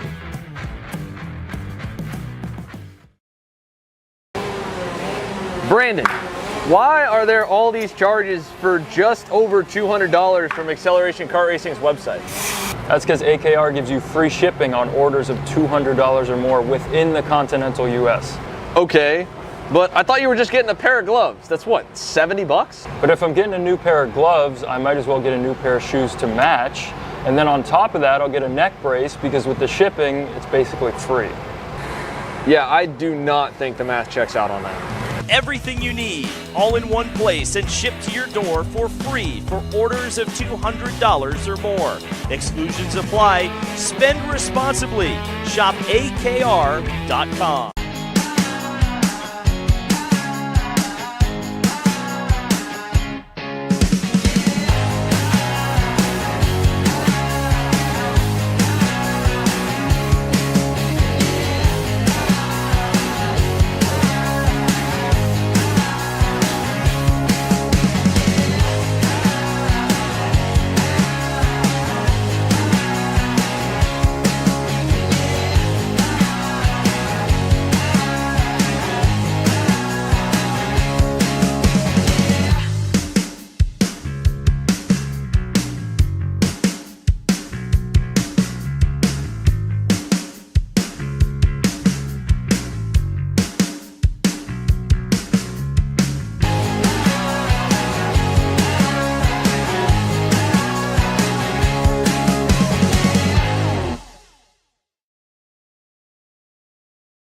I'm David Serra, 18-time Australian karting champion, and we're launching Kart Class. Kart Class is an advanced digital training program that suits the driver who's just starting out in the sport, all the way to the driver looking to win a national championship.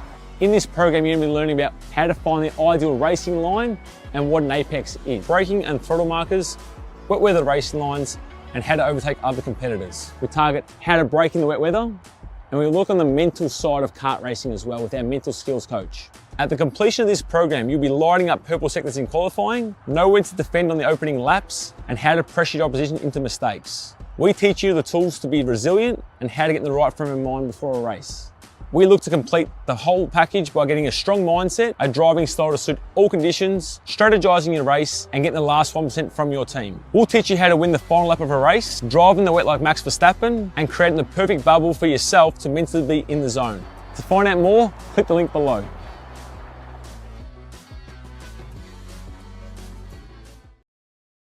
We're at a commercial break.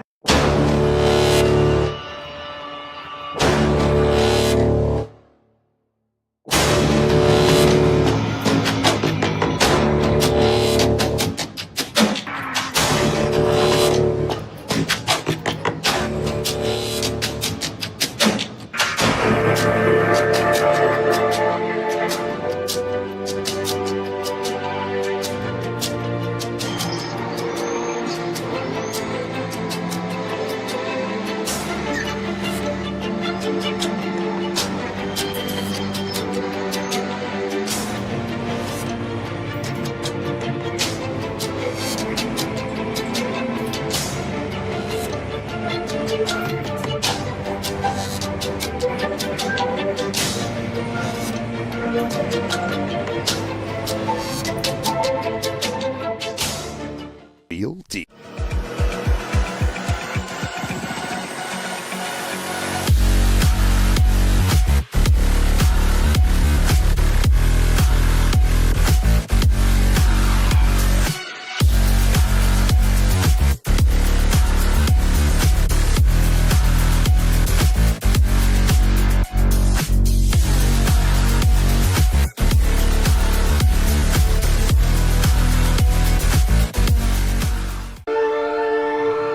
Here at MPG Motorsports, our main goal is to provide the best pathway into professional motorsports for our entire team, drivers and mechanics alike.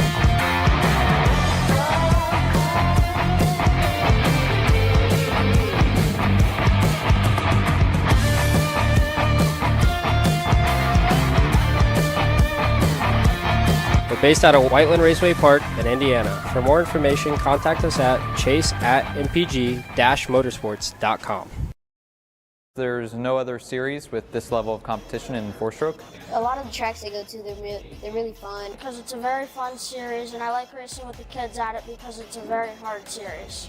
These balls and meganons. Because I think it's the best four-cycle racing in the United States and in North America. I really like the competitiveness of like the 206 racing. Because it has a really high level of competition and you're racing the best of the best. It's a great environment and I feel like the competition here is very good. So you finally want to get behind the wheel, huh? Yeah, I've been shooting for 3 years and I've never got to drive. Well, you're gonna need some more gear than just your helmet. Why don't you go to shopakr.com. They got their inventory online and they'll ship it the same day if you order before 5:30 p.m. Eastern. They got shoes? Yep. Gloves? Yep. Rib protectors? Got those too. Can they make me go fast? No. Here at Acceleration Kart Racing, we've got everything you need to get on track. What happens next? Well, that's on you. Check us out online at shopakr.com.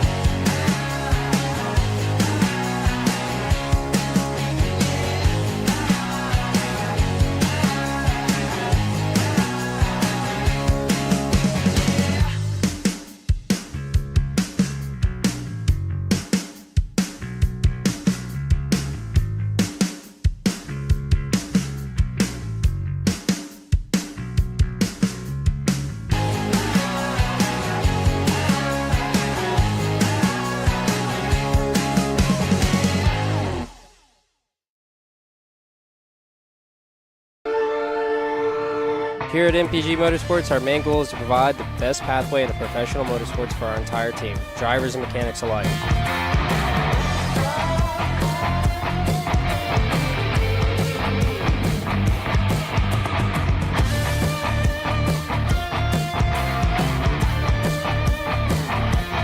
We're based out of Whiteland Raceway Park in Indiana. For more information, contact us at chase@mpg-motorsports.com.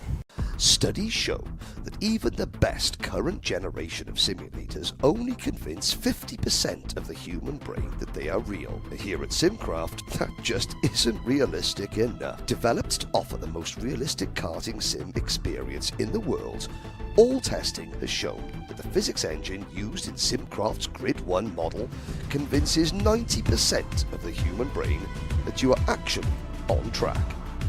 Now that is the real deal.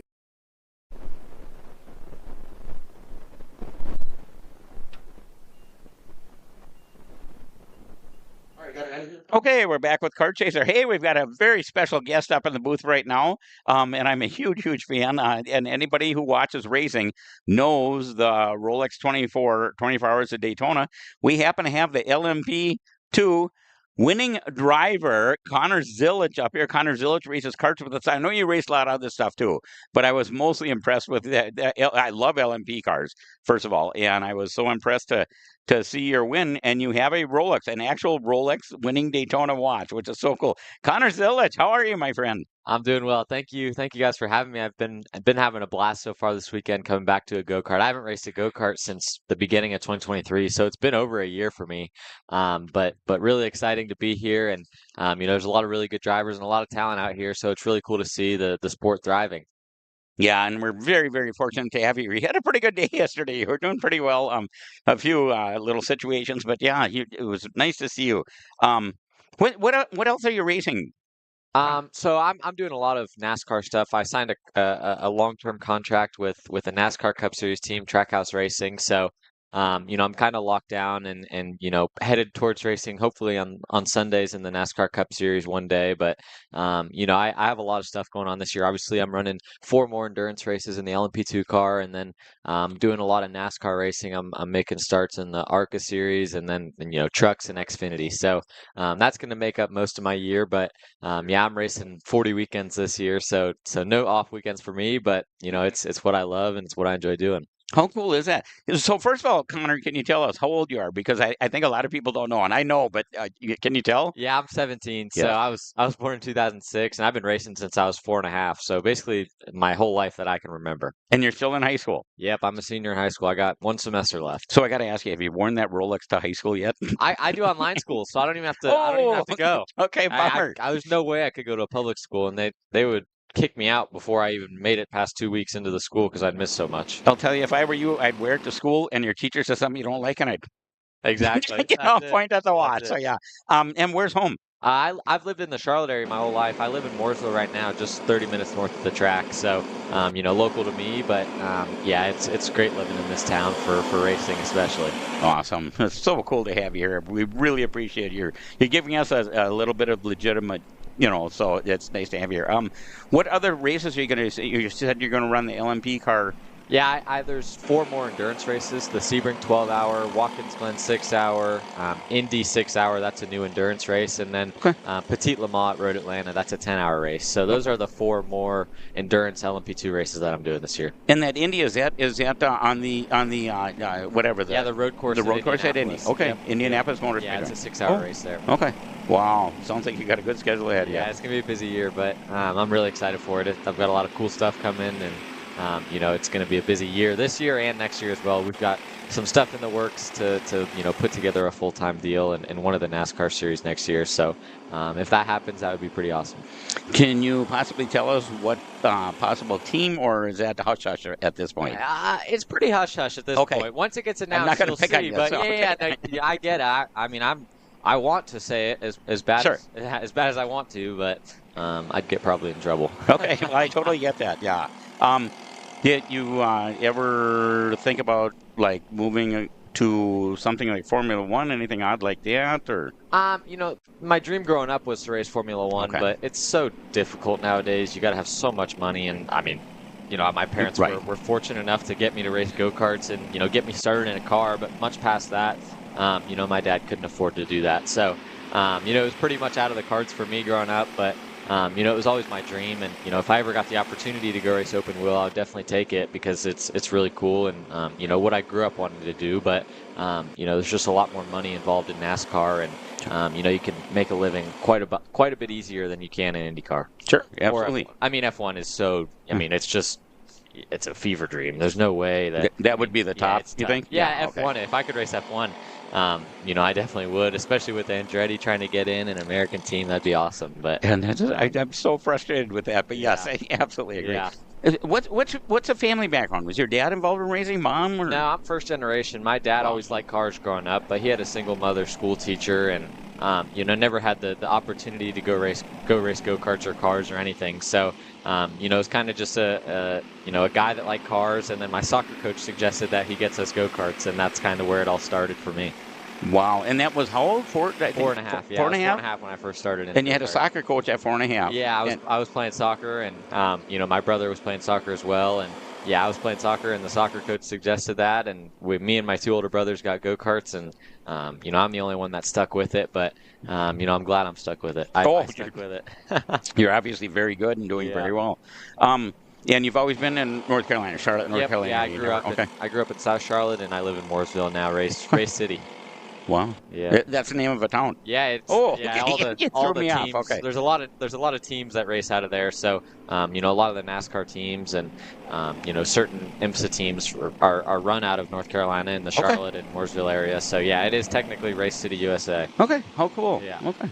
Well, we're very happy to have you here. I'm going to put Tony on real quick and let him talk to you. Perfect. All right, Ryan, it was good seeing you here. And a few questions now.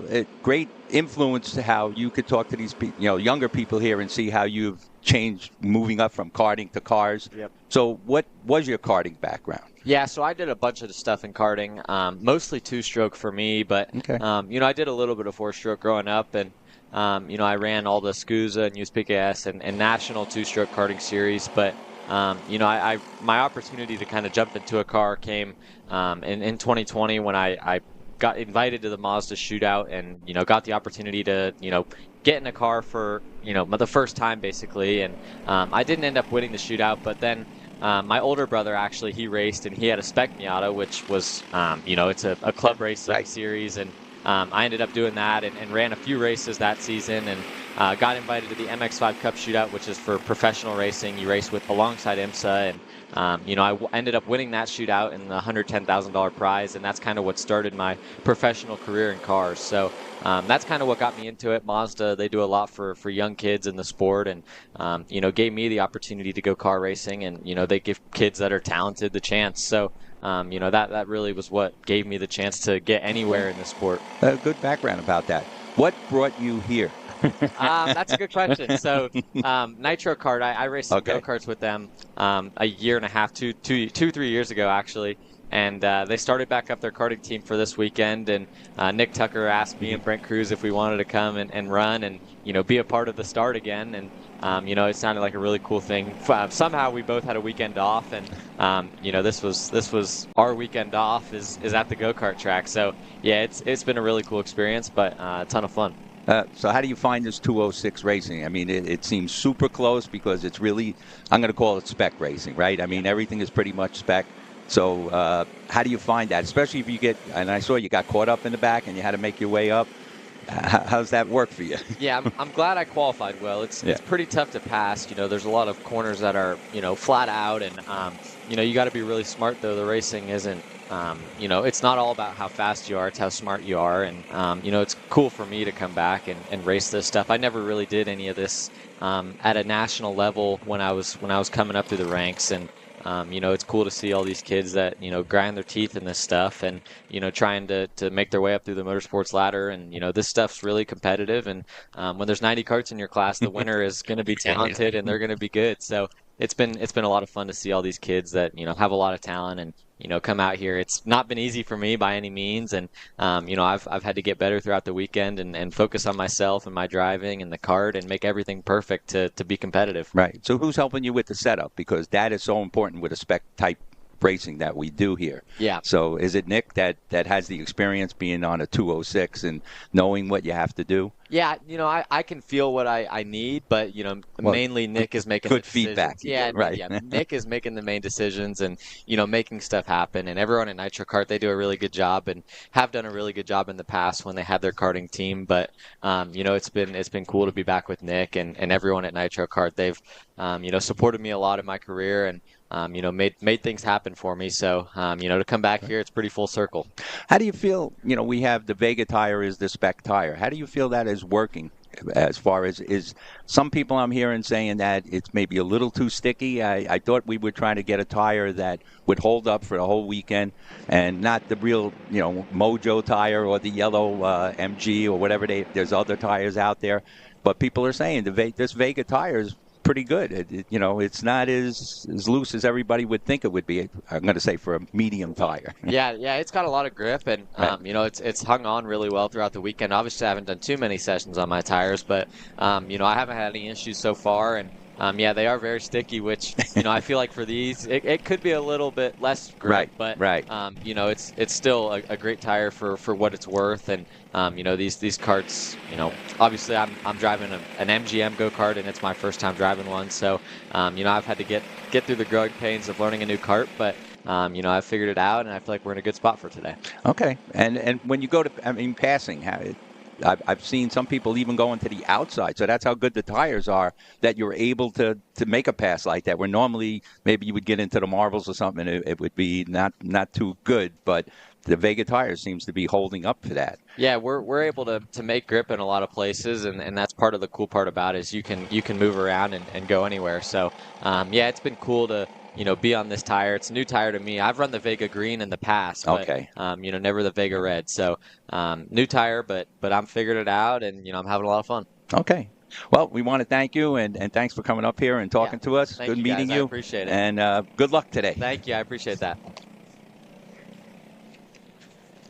And Tony and I are transferring the headset back. I just want to say thank you very much, Con. No I problem. really appreciate you taking time Thank to you talk guys. to us. I appreciate that. Yeah, thanks for letting me see that watch. Yeah, no problem. It's been a blast. Okay.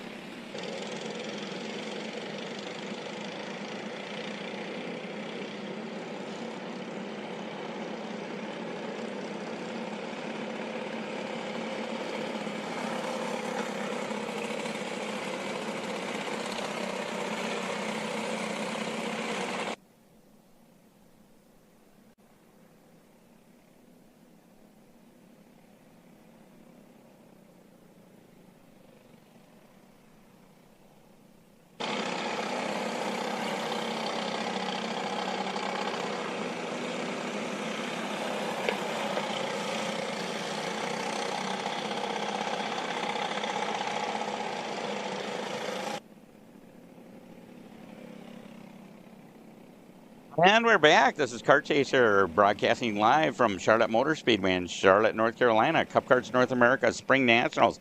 We've got 11 kit karts out there on the track right now. Spencer Height did not go out. This is simply the warm-up session. It has no bearing on anything, so that's why Spencer decided not to go out. But we do have 11 out there. Yeah, a lot of people, when the conditions are like this and knowing that the conditions are going to get better, why set up their kart for the rain and then have to reset it all up for the dry? So if they know what the setup is from yesterday, they're gonna, if they feel confident enough that setup will work today, then why change the reins and then come out for just a warm up and then have to go back to your setup? And the track is still damp, Tony. Yes, the track is still damp. The fog has cleared up enough we can see the grandstands now. Right. It is still damp out there, and I mean, I would think you have to be on reins if you really want to get around the track fast.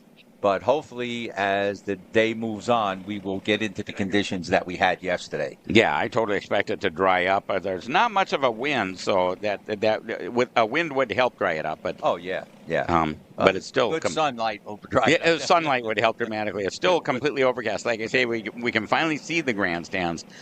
So that's the fog is lifting, but it's got a ways to go. Right. And we're going to actually race at, I think, 11. What did we start at? 11:45. Yeah, we're starting racing.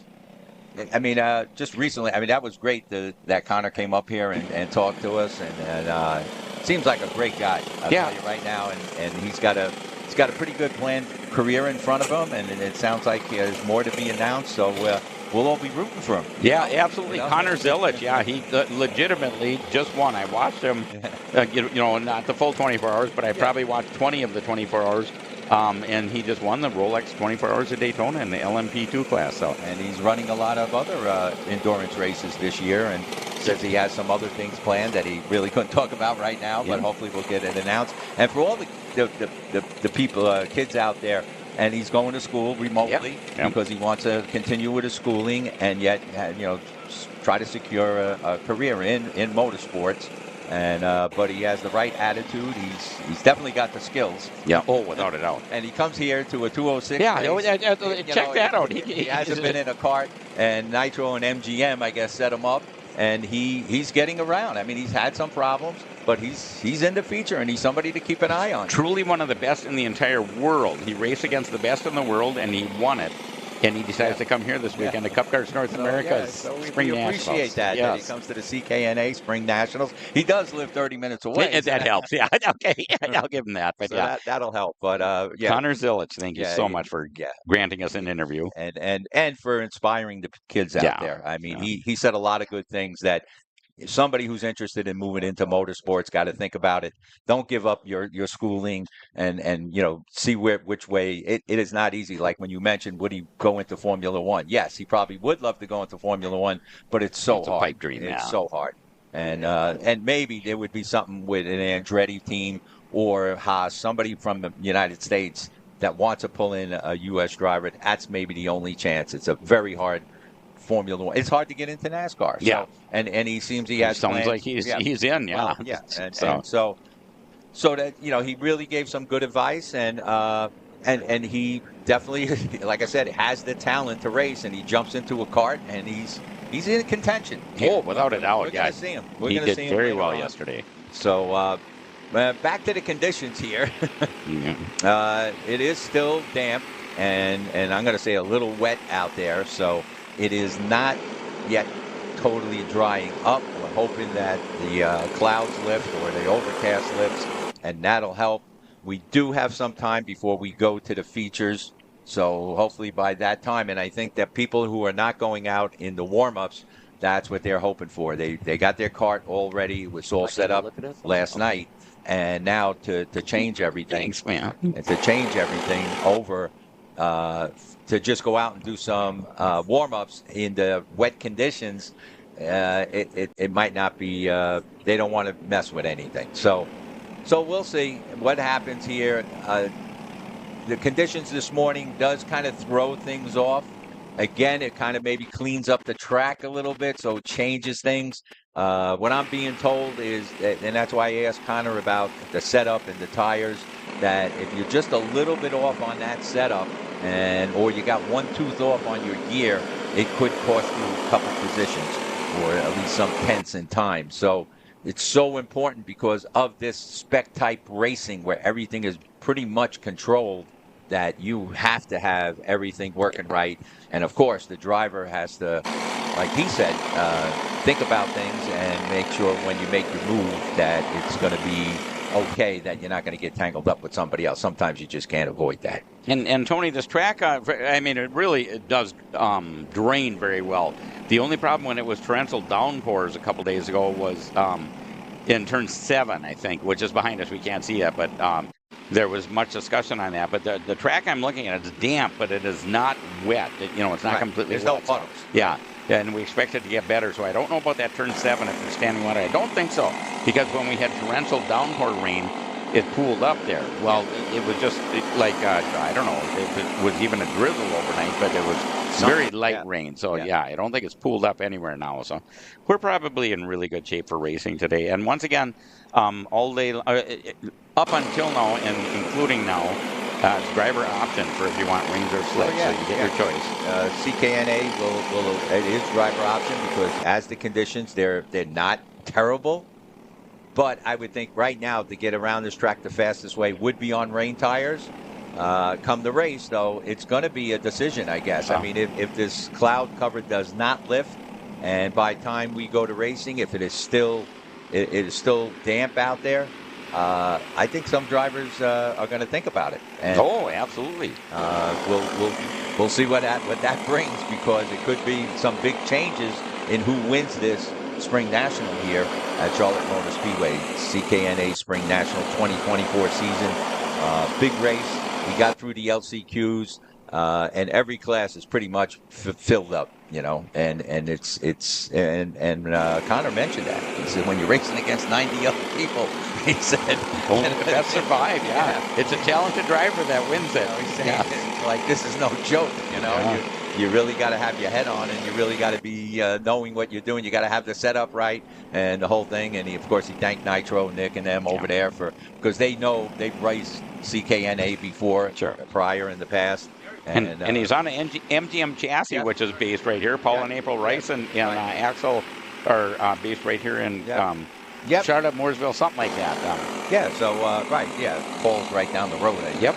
Real close somewhere. Paul and April. And Paul could definitely relate to him what's needed here to do, especially to his chassis. So I'm sure they'll get the setup right. Speaking about chassis, there's that chassis straightening place right there at the beginning of where you start to enter the grid. And I think that's a great service to have at the track. I've already seen them straightening people's chassis. I mean, people who got into accidents and or just maybe jumped the curb really bad and did something. And he seems to do a pretty good job there. He's got the leveling table and everything, and he has the right way to clamp it down. So that is a big service, especially at a race like this. Because you don't want to have, if you bend your chassis, you pack up and go home, it's over. You traveled all this distance. So a great service that he provides. I'm not sure what the charge is, but it's there. Just the fact that he's here is that he's here, and anybody, it's like when you need a welder at a track. We used to have a welder showing up. I didn't see him yet this year. He might be here, but I mean, that's always the thing. You snap something, and has anybody got a welder? so and we've also got a real good service over in the motorhome section. There's a guy that cleans your helmet, cleans your suit, cleans your anything, your socks, your head sock. You said he'll clean anything you're wearing, any piece of clothing, and you could leave it with him. I know Dr. Todd actually gave him 2 suits and had him bring them back at this event. So again, you realize how big this event is, that we have those vendors. Type of services in the pits. Support vendors. This is a top event. It's just not, a local event. It is a top event, and just talking about that, we even have a helmet cleaner and a suit cleaner besides the chassis guy. And, of course, all the people that sponsor this, we tell all the CKNA competitors that support these sponsors. One, they know what you need. They're at these races. We got RLV here. We have Briggs & Stratton here.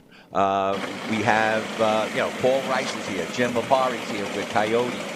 We have, my son's with the Gold Card. The distributors there for them. You have PPK here. You have all the people here that if you're interested or you need help, that's why I say support those people, because they come to these races. Their products are used extensively in these races, and they can tell you how to use their product. And so a great deal, and we thank the sponsors definitely for supporting this CKNA. And on top of that, we thank Kart Chaser. Yeah, absolutely, Kart Chaser. So I think we're going to take a real quick break here, and we'll be back shortly. Stay on Kart Chaser.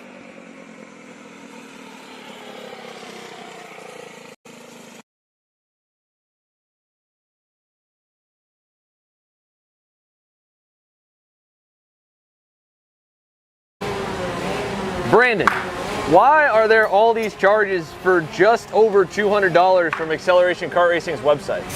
That's because AKR gives you free shipping on orders of $200 or more within the continental US. Okay, but I thought you were just getting a pair of gloves. That's what, 70 bucks? But if I'm getting a new pair of gloves, I might as well get a new pair of shoes to match. And then on top of that, I'll get a neck brace because with the shipping, it's basically free. Yeah, I do not think the math checks out on that.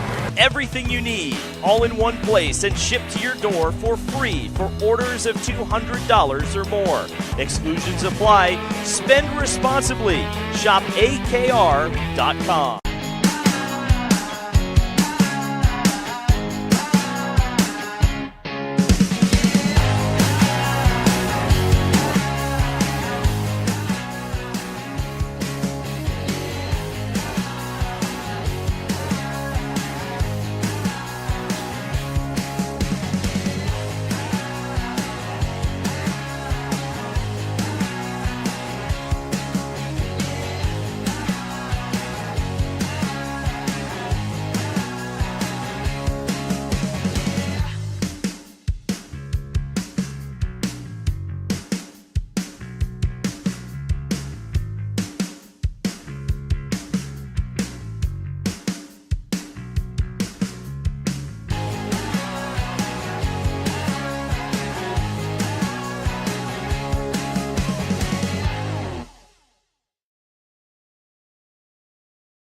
I'm David Serra, 18-time Australian karting champion, and we're launching Kart Class. Kart Class is an advanced digital training program that suits a driver who's just starting out in the sport, all the way to the driver looking to win a national championship.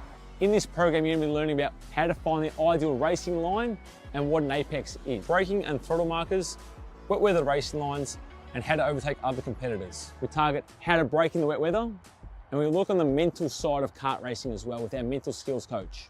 At the completion of this program, you'll be lighting up purple sectors in qualifying, know when to defend on the opening laps, and how to pressure your opposition into mistakes. We teach you the tools to be resilient and how to get in the right frame of mind before a race. We look to complete the whole package by getting a strong mindset, a driving style to suit all conditions, strategizing your race, and getting the last 1% from your team. We'll teach you how to win the final lap of a race, driving the wet like Max Verstappen, and creating the perfect bubble for yourself to mentally be in the zone. To find out more, click the link below.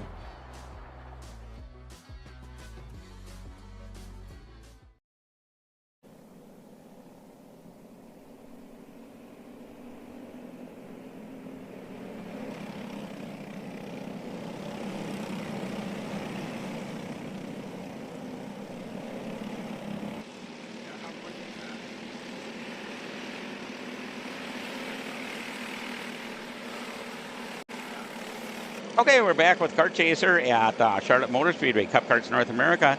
The cadets are out there for their warm-up session right now, and it looks like we have scheduled about 38 cadets. I don't think they're all going out for warm-up. It's not necessary to go out for warm-up. Yeah, we talked about that. You should probably already know what your plan is. Right, and the whole thing is it's banking on the weather, okay? Yeah. If this weather is going to linger around to the late afternoon, then maybe you should be out there and figuring out, making sure you got your rain set up. But they had plenty of time on Friday to set up for rain, that was for sure, and to get that set up right. Yesterday they had plenty of time going through all the heat races and qualifying to get their dry set up. So now it's just going to be a choice as to what does the track look like when they get out there, when they have to get out there, I should say, and how they're going to set up their carts. So this is where, like I said, we can have some pretty big, we can say who's the favorite to win a class, but we can have some big upsets because I'm being told that it is so close with this spec racing that you really, if you make one little adjustment the wrong way, it could cost you a position or two or even more. So that is the case. But we do have the best of the best here. And we have people who've raced in every condition here. And so you'd never know what could happen here. This really could change the outcome of today's feature races on crowning a spring national champion in the CKNA. So we'll see what happens. It should be some real exciting racing. And like I said, the pit crews right now really have a tough time, and mechanics, tuners, of saying, what am I going to do? They probably have a plan right now saying, well, conditions don't get any better, I know to set up. If it does get better, we're going to have to switch. But remember, there is only one feature. It's not like they can try to tune that setup and come back for one more race.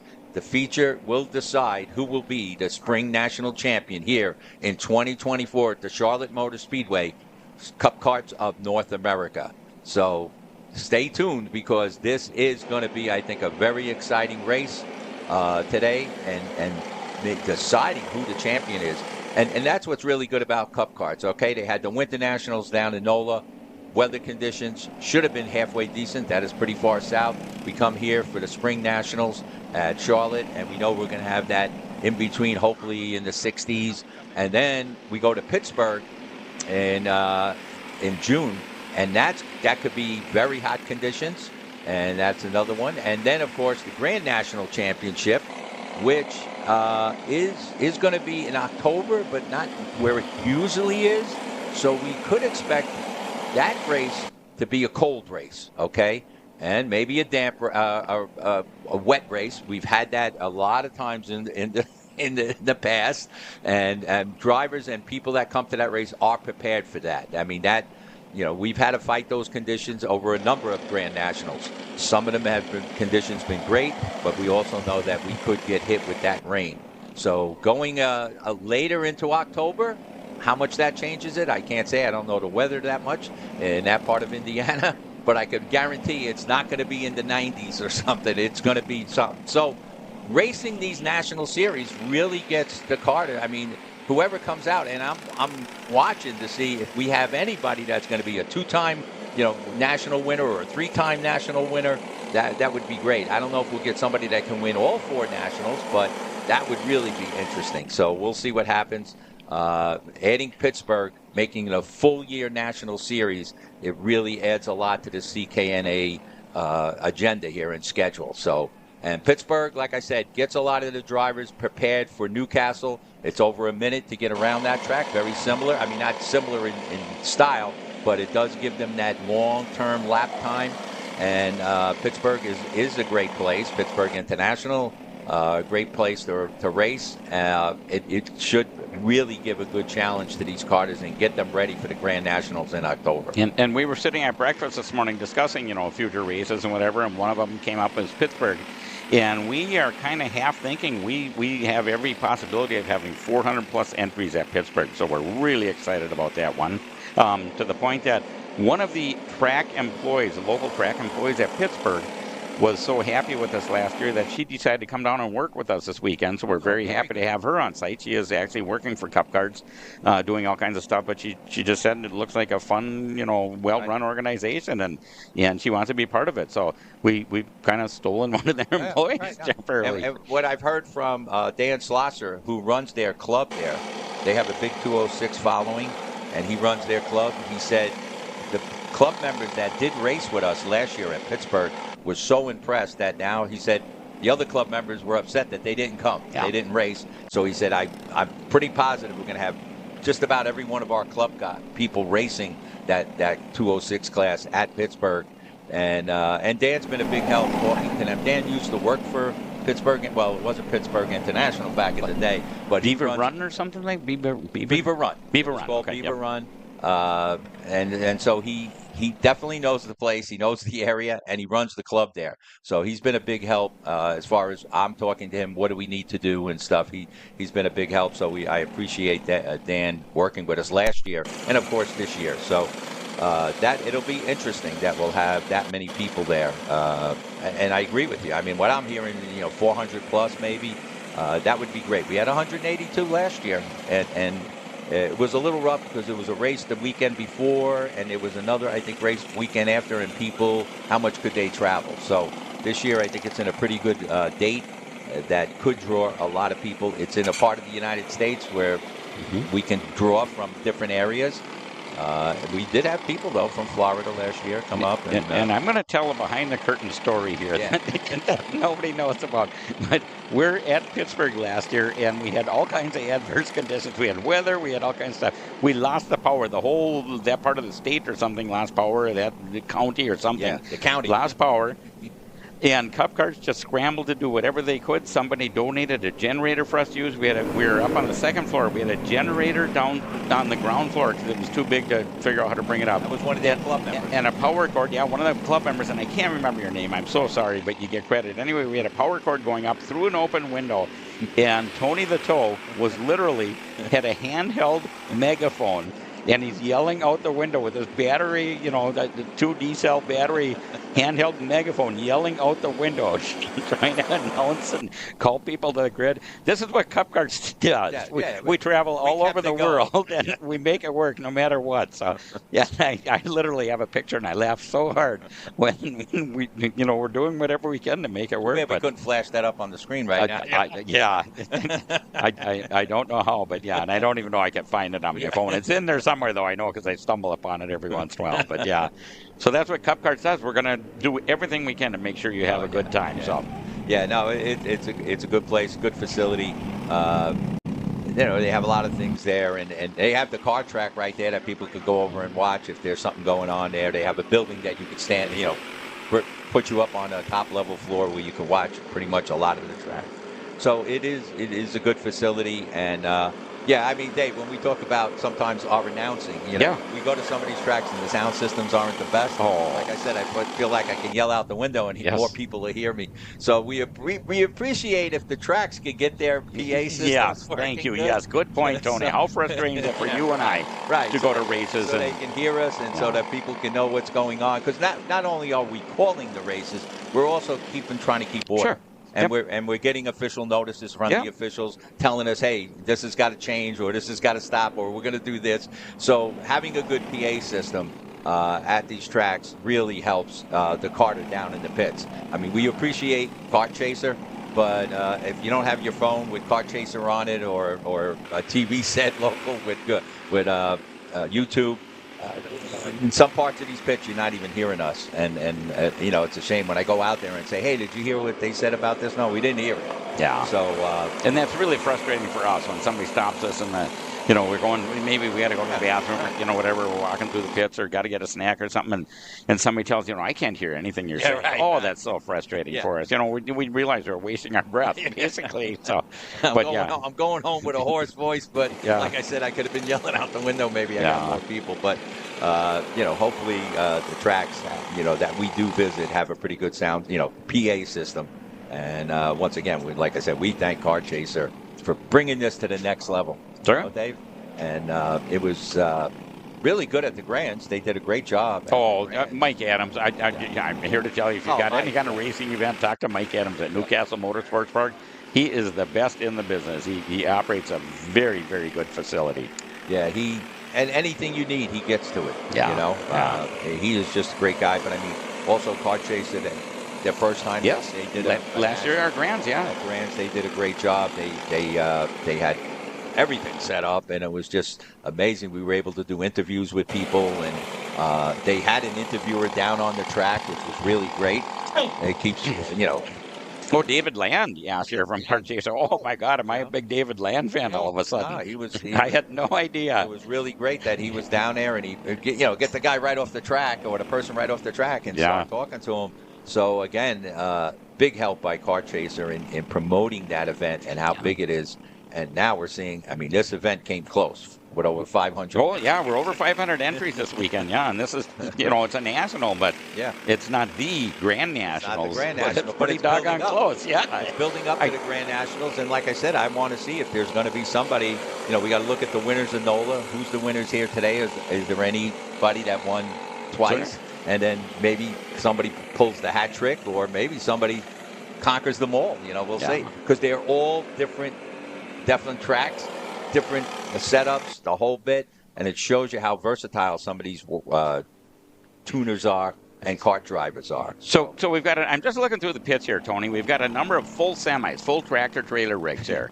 Yeah. Okay, and I also saw a number of people pulling in. I'm not kidding. I saw when we got here, whatever, Thursday or Wednesday or something, I saw somebody out there, and they literally had a Jeep with a flatbed open trailer, like a 4x8 trailer with the cart sitting on it. Oh, yeah, I did see that. And in the back of the Jeep, there's, the cart stand, the push stand. So, I mean, everybody is here. If you have any interest From in one karting, level to the other yeah, level, right. Two opposite extremes. Yeah, there's some, I don't know, $500,000 tractor trailers, but some very expensive tractor trailer rigs all the way down to some open flatbed, tiny little, Harbor Freight, Freight put it trailer. together, yeah. $150, I don't know what they charge, but that's all it takes foldable to go or kart something. racing, Yeah. And that's really what locally too is it gets people into. I see people coming with their pickup trucks with their karts in. Oh, absolutely. And it works out great. And there's a lot of these tents, they're so fancy, and with their names on or whatever. I suspect they're close to half the cost of my house, But hey, we're going to have a little video from our social media director, so stay tuned.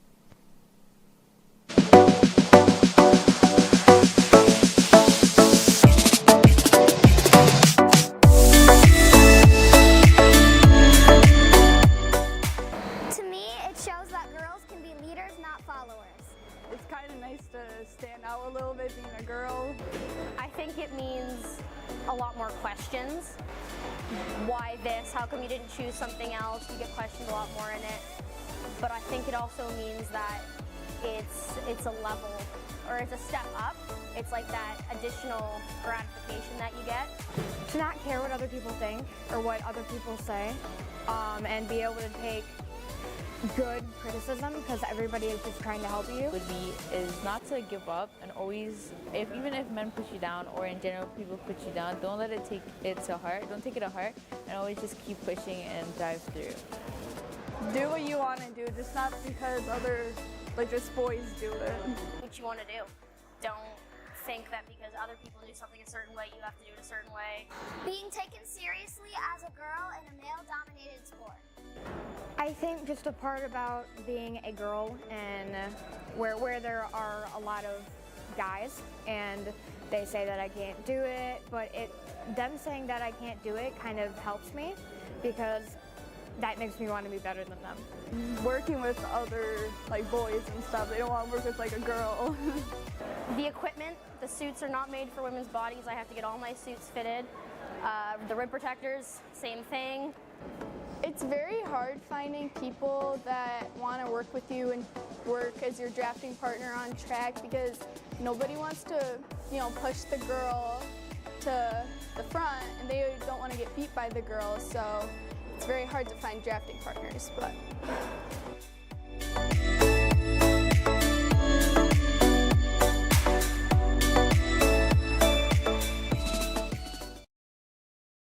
Hi, my name is Todd Barron. I'm involved with CKNA. My brother and I have what's called Barron Racing Team, and we are one of the proud sponsors of the CKNA.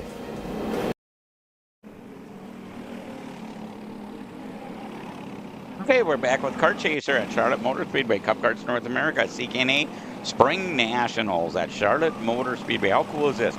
Tony and I are sitting there just watching the warm-up session. We currently have our senior light class out there. We're going to start actual feature racing at 11:45 Eastern Time, but we're just in the warm-up session right now. Tony, I can see that the sky is cleared up enough. I can totally see all the condos and the grandstands here at Charlotte Motor Speedway now. Yeah, good sign. And I also see the track is starting to dry on where they're definitely the racing line. Yep. So they are clean. That's being dried up. So I would say at this point, you see some dampness out there. Yep. On turn one, but I would say you definitely got to go with the dry setup and maybe not the exact dry setup that you went with yesterday afternoon when the sun was shining, but we'll see what happens by 11:45. I mean, this could change in 20 minutes and we can start to see sun coming out I did not look at the weather map, so I'm not sure what's going on, but I see the track is dry and all along here. Yep, you can see the racing line very distinctly. Right. Yeah. So, I mean, I definitely feel everybody's going out on slicks, okay? I would agree. That's the deal. But now they got to figure out, is it the same setup as yesterday, or is there a slight change that you have to make, because it is going to be a little more slicker out there. You heard Connor talk about the tires, that they are working, and that I guess Vega, some people would rather have a harder tire because of the type of engines we're running and the low speed of them, and with a sticky tire it could pull down the engine. But Vega has done a great job and supposedly built these tires for this type of racing. Oh, I'm here to tell you, I was heavily involved in that. I did not travel to Florida, but Greg, Steve, Gary, well, I don't know if I could use his name, so another famous karting person, whatever. A bunch of people went down to Florida and winter tested, and they went through thousands and thousands and thousands of laps with Vega, the Vega manufacturing company, trying to figure out a perfect compound, and came up with this current compound. And most of the 4-cycle classes around the country are using the very same tire because they realize it's as close to perfect as you could get. I know I've never heard of, after we went through the first year where we figured out how to use them, I've never heard of anybody complaining about them. Never heard a kart racer complaining about these tires. Yeah, I don't hear complaints, but I hear that they might be more stickier than they need to be. That's what it's not really a complaint. The tires work really well, and some people feel for this type of racing maybe it shouldn't have been so good at that sticky. But again, you got to take opinions of people and look at it. But I know Vega put a lot into this, and I encourage local clubs, if they have a 206 class, to declare the Vega Red as their tire. It just makes it easier for the competitor that if they travel, their tires will be legal, or their kart setup is right. But there's tracks that have deals with other tire companies, and their 206s run on a different tire. And I'm here to tell you, if that contract is expiring, consider these Vega tires, because I think you would be very happy. Now, recently I heard Vega, OTK took over Vega. Is that true? Oh, I have no idea. Anybody? I haven't heard that. So OTK took over Vega? OTK took over Vega? No idea. Okay. I recently heard that, whether or not it's fact. I know we've got the U.S. distributor here on site. Yeah, He was here yesterday. I should talk to Todd. Yeah. But I just heard that this morning. So. Oh. But I'm not sure, where that came from, but it must have been posted somewhere. So if OTK took them, man, OTK is just so big, and hopefully Vegas stays the way they are. Yeah. Hopefully, well, as long as we keep getting our tires, Yeah, I mean, I would think the amount of support that CKNA provides for Vega Tire. Yeah.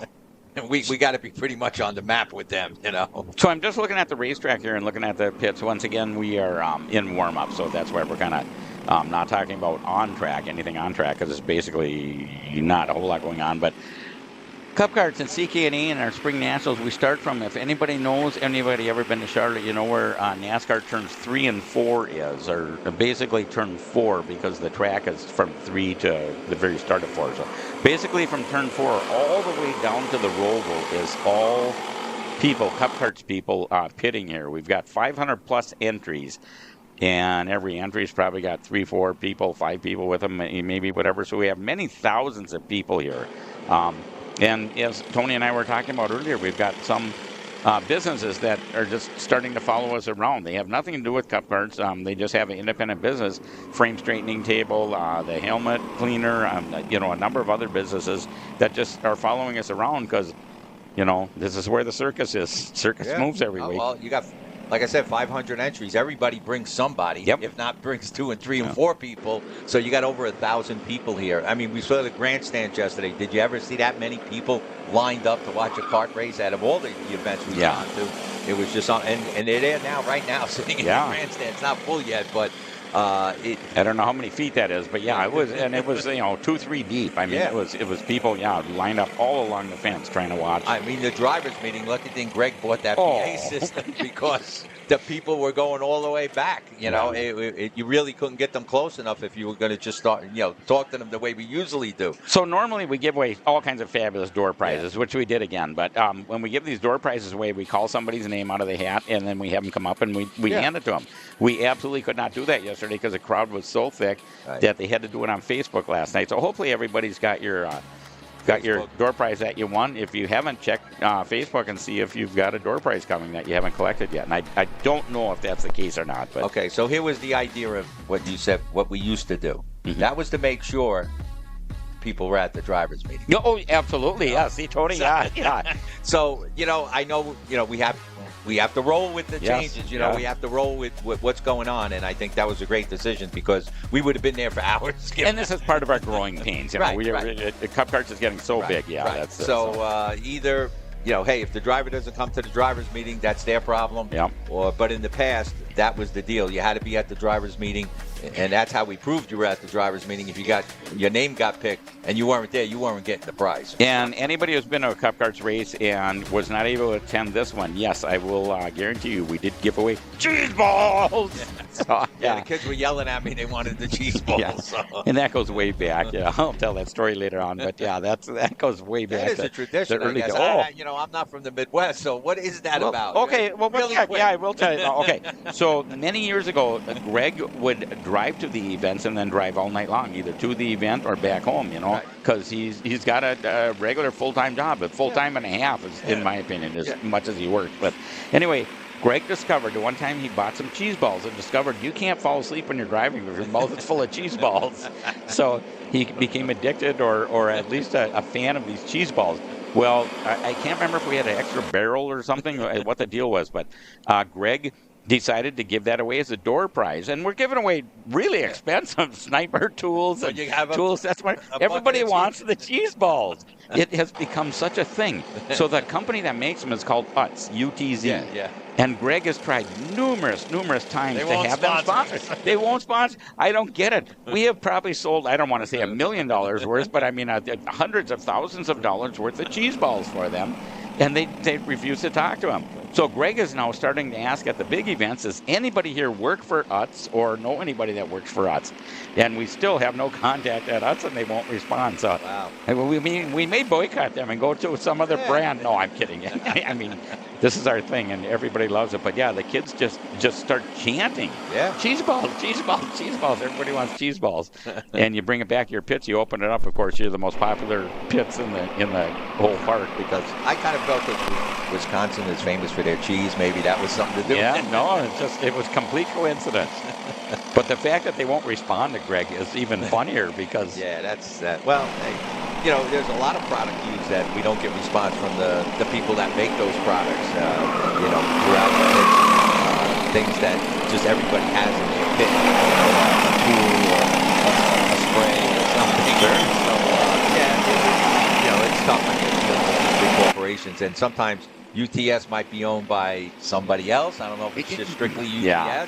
And Nabisco could have bought them out already. UTZ, I think. UTZ or whatever it is. Yeah, I've seen them. They make Yep. And let me tell you, they're on sale at Walmart because we always watch for the sales because we buy so many, and they're on sale usually for about $6, $7. Thank God for Walmart. Yeah. Oh, yeah. That's another one. Walmart should be supporting us because we literally stop at Walmart every race, every single trip, and multiple times every single trip. Forgot something. Hey, let's go to Walmart. That's our home away from home. So thank you for Walmart. And I could tell you all my favorite fast food joints along the road because I literally my phone keeps track of how far I went. And Steve and I travel to all the races. Steve Vermeer and I. And we bring the trailer. I've said this before, but we always bring the trailer. We leave from central Minnesota. I go to Steve's house the night before because he's about an hour and a half south of me. Spend the night there. I get my own wing at his house, which I think is so cool. Nice. But anyway, and we leave early the next morning. We hit the road, and it's usually 2 days to most races. 2 days on the road, outbound, and 2 days back home. And last year, my phone said I went 2.5 times around planet Earth? That's how many miles I went around. I think it's 2.5 times around planet Earth. Wow. Multiple trips, multiple countries, we're just always on the road. Yep. Well, that's something that people have to realize, what it takes to put on an event like this. And where the people, how Greg and Steve have to organize and get all the right people in place and where they have to come from and how to, schedule them and everything. I mean, it's just not about, hey, I'm taking your money to race. Sure. That money's going to go a long way in paying for a lot of things. The big thing, look at the lights. Believe me, I'm here to tell you there's no greed involved there. There's like, me personally, I'm at complete zero income. Neutral income on race weekends. It costs me as much to be on a race weekend, and the same thing is for Cup Karts. I mean, it's not a money-making organization. It was never intended to be. It was to give back to the karters, to do everything they can. So that's why Greg is so generous with everything that he does, and we've got the core group of CKNA employees that have been with forever, and we're all family. We just hang together. That's what I'm saying. It takes a lot to put on an event like this. A lot of dedication from the people that are out there. I mean, on Friday when I was out there on the grid, the ladies that were working the grid, I mean, they, at one point I said, you got to go back and get warm someplace, I think they just keep working. Lynn Brown is probably one you're talking about. She's from South Florida, and I always call her Loretta. Ann was there. Ann's new to us this weekend. Yeah, she said she's new, and I had to explain a few things to her, but she was great. And, she had no problem. You know what? It's sometimes better that the lady goes out and tells them something, because when I tell them something, they kind of get something like, who are you talking to? I'll tell you who I'm talking to. There we go. That's Long Island. That's our New York.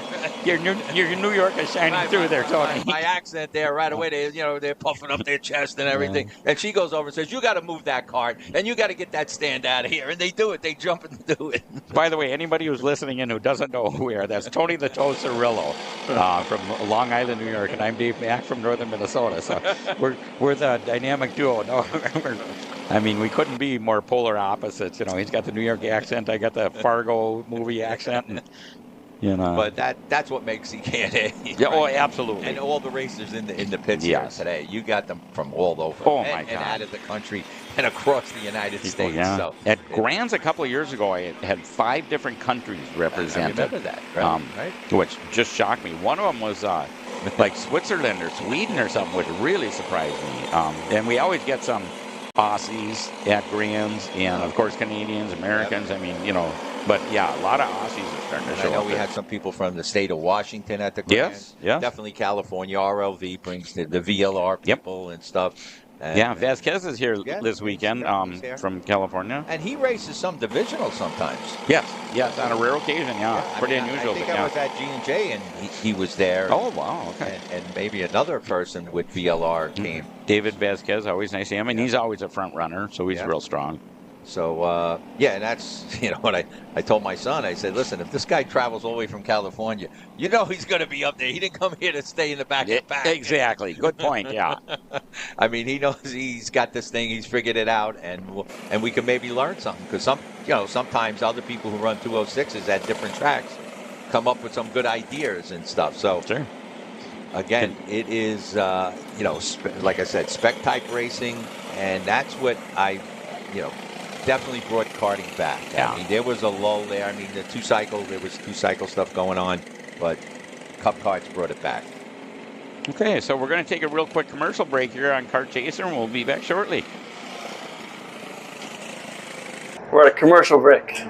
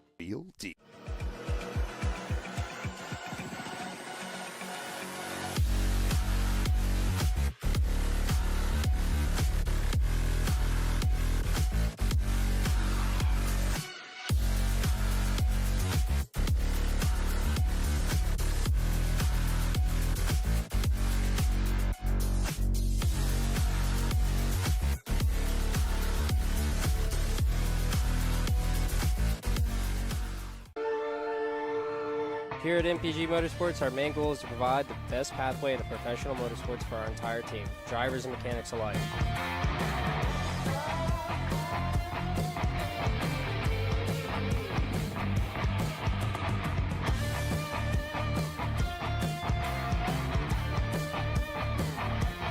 We're based out of Whiteland Raceway Park in Indiana. For more information, contact us at chase@mpg-motorsports.com.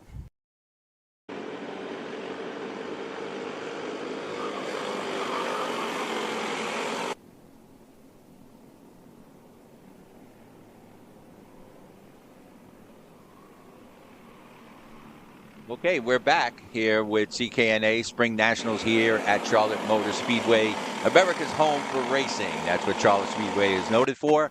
And it is the home of racing right now for the CKNA 206 drivers. We have a full field of drivers here today. We had to run some LCQs to get down to the features.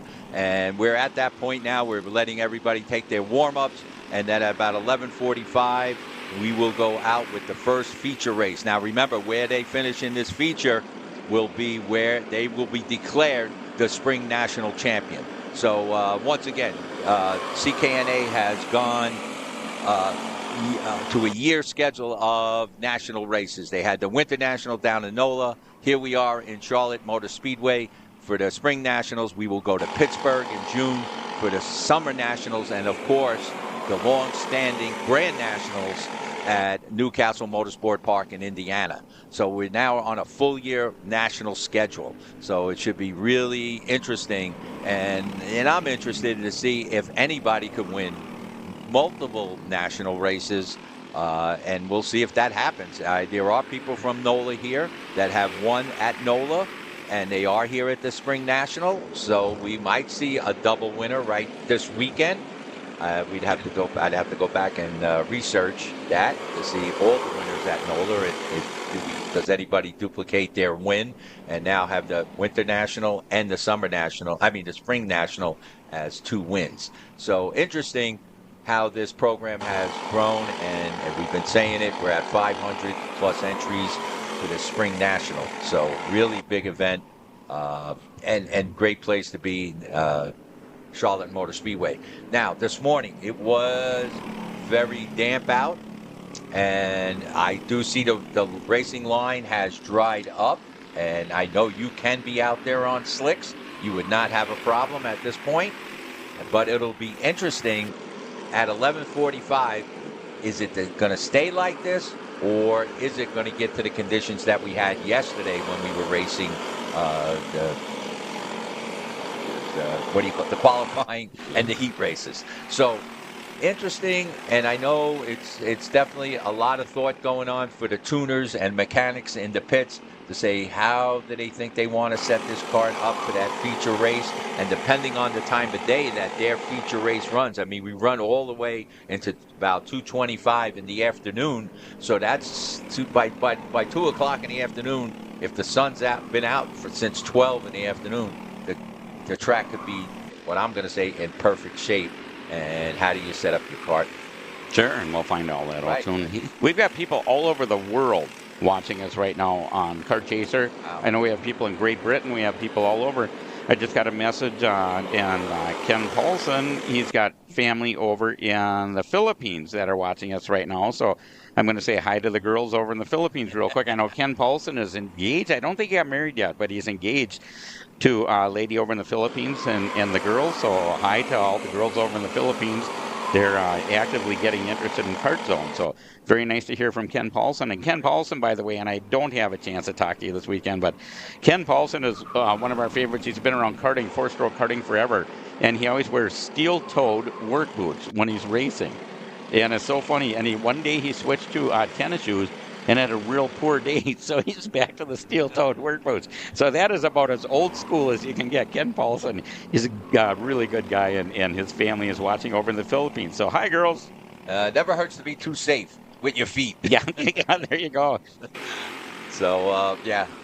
Amazing, though, over the years back, when I was racing, we were in sneakers or whatever. And that I was commenting about that yesterday, that some drivers here, very few, but some drivers are still wearing jeans and a jacket. You know, Cup Karts will allow that. Yep. If it were me, well, I bought an abrasion-resistant kart suit many years ago. If you don't know anything about karting, you don't worry about a fire, but you worry about getting thrown and Well, that's skidding. the idea with no seatbelt. Yeah. That, you know, we looked at that many, many years ago when we were setting rules for the World Karting Association, and you know, we would get comments that, why don't you have a seatbelt and this and that, and we felt treated like a motorcycle, that if you go down or flip, you can separate from the vehicle. But we did say wear something, you know, like you said, abrasion resistant, resistant leather or the nylon, ripped nylon, and all of that stuff, and to make it safe. But yeah, that's always been a comment that a lot of people who never know anything about karting say, why aren't you seatbelted in? You know, well, we don't have a roll cage or anything, and so therefore that's why they're not. Just the way you don't seatbelt somebody onto a motorcycle. Yeah, okay. I think we're going to take a real quick break here on Kart Chaser, and we'll be back in just a moment. Colin, I need a new 219 chain. I need a 77 tooth sprocket. I need some more chain lube, and I need it probably as soon as like tomorrow. Dude, are you even listening? Like, we need this to run this weekend. Want anything else? What do you mean? I already got it in the Kart on Acceleration Kart Racing's online store, bro. All orders over $200 get free shipping. Oh, throw in a set of tires. Done. Everything you need, all in one place, and shipped to your door for free on orders of $200 or more. Exclusions apply. Shop AKR.com.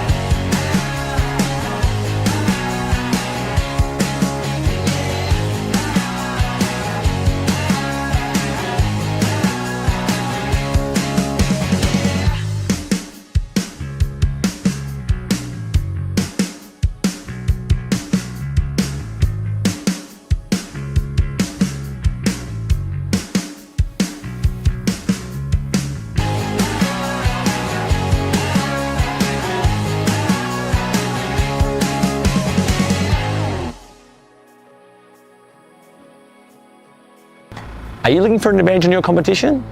Well, Car Class has done the hard work for you. We've travelled to your racetracks to give you the inside knowledge. So what does Car Class offer? We've got drone footage that captures the racing lines, visual markers for your braking points, acceleration zones, and the best overtake opportunities on your racetrack, pedal cam to show you where to brake and when to accelerate, and 360-degree footage to make sure you don't miss any parts on the racetrack. We've covered 13 racetracks in the United States, and Australia, you're up next. So visit carclass.com to get your track information.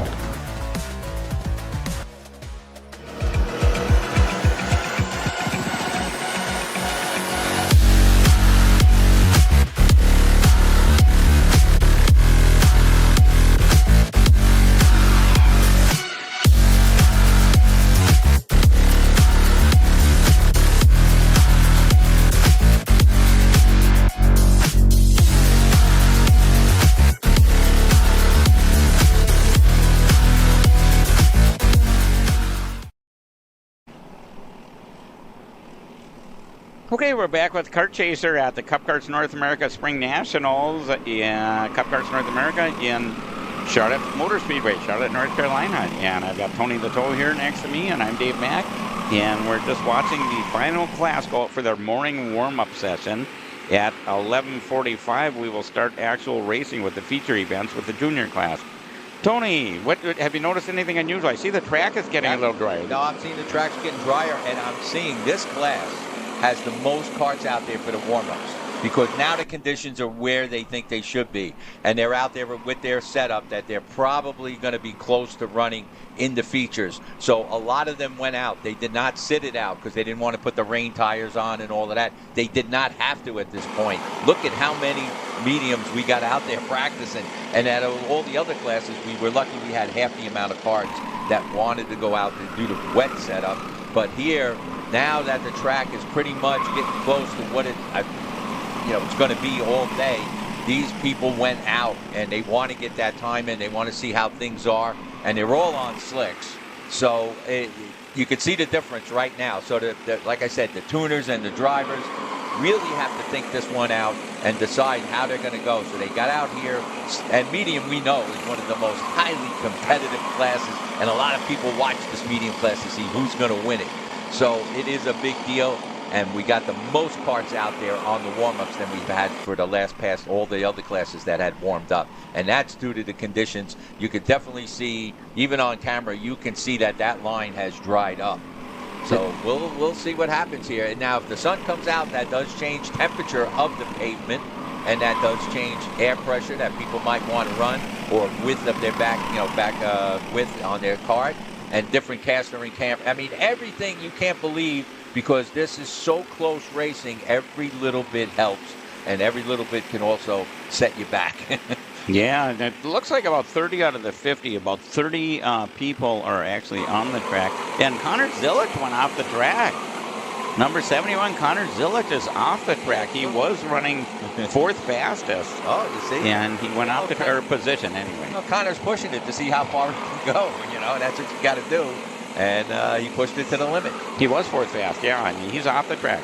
Fast time so far is the Cincinnati kid, James Overbeck, followed by Jarcicrack, Duval, Zilic, and Zilic is dropping now.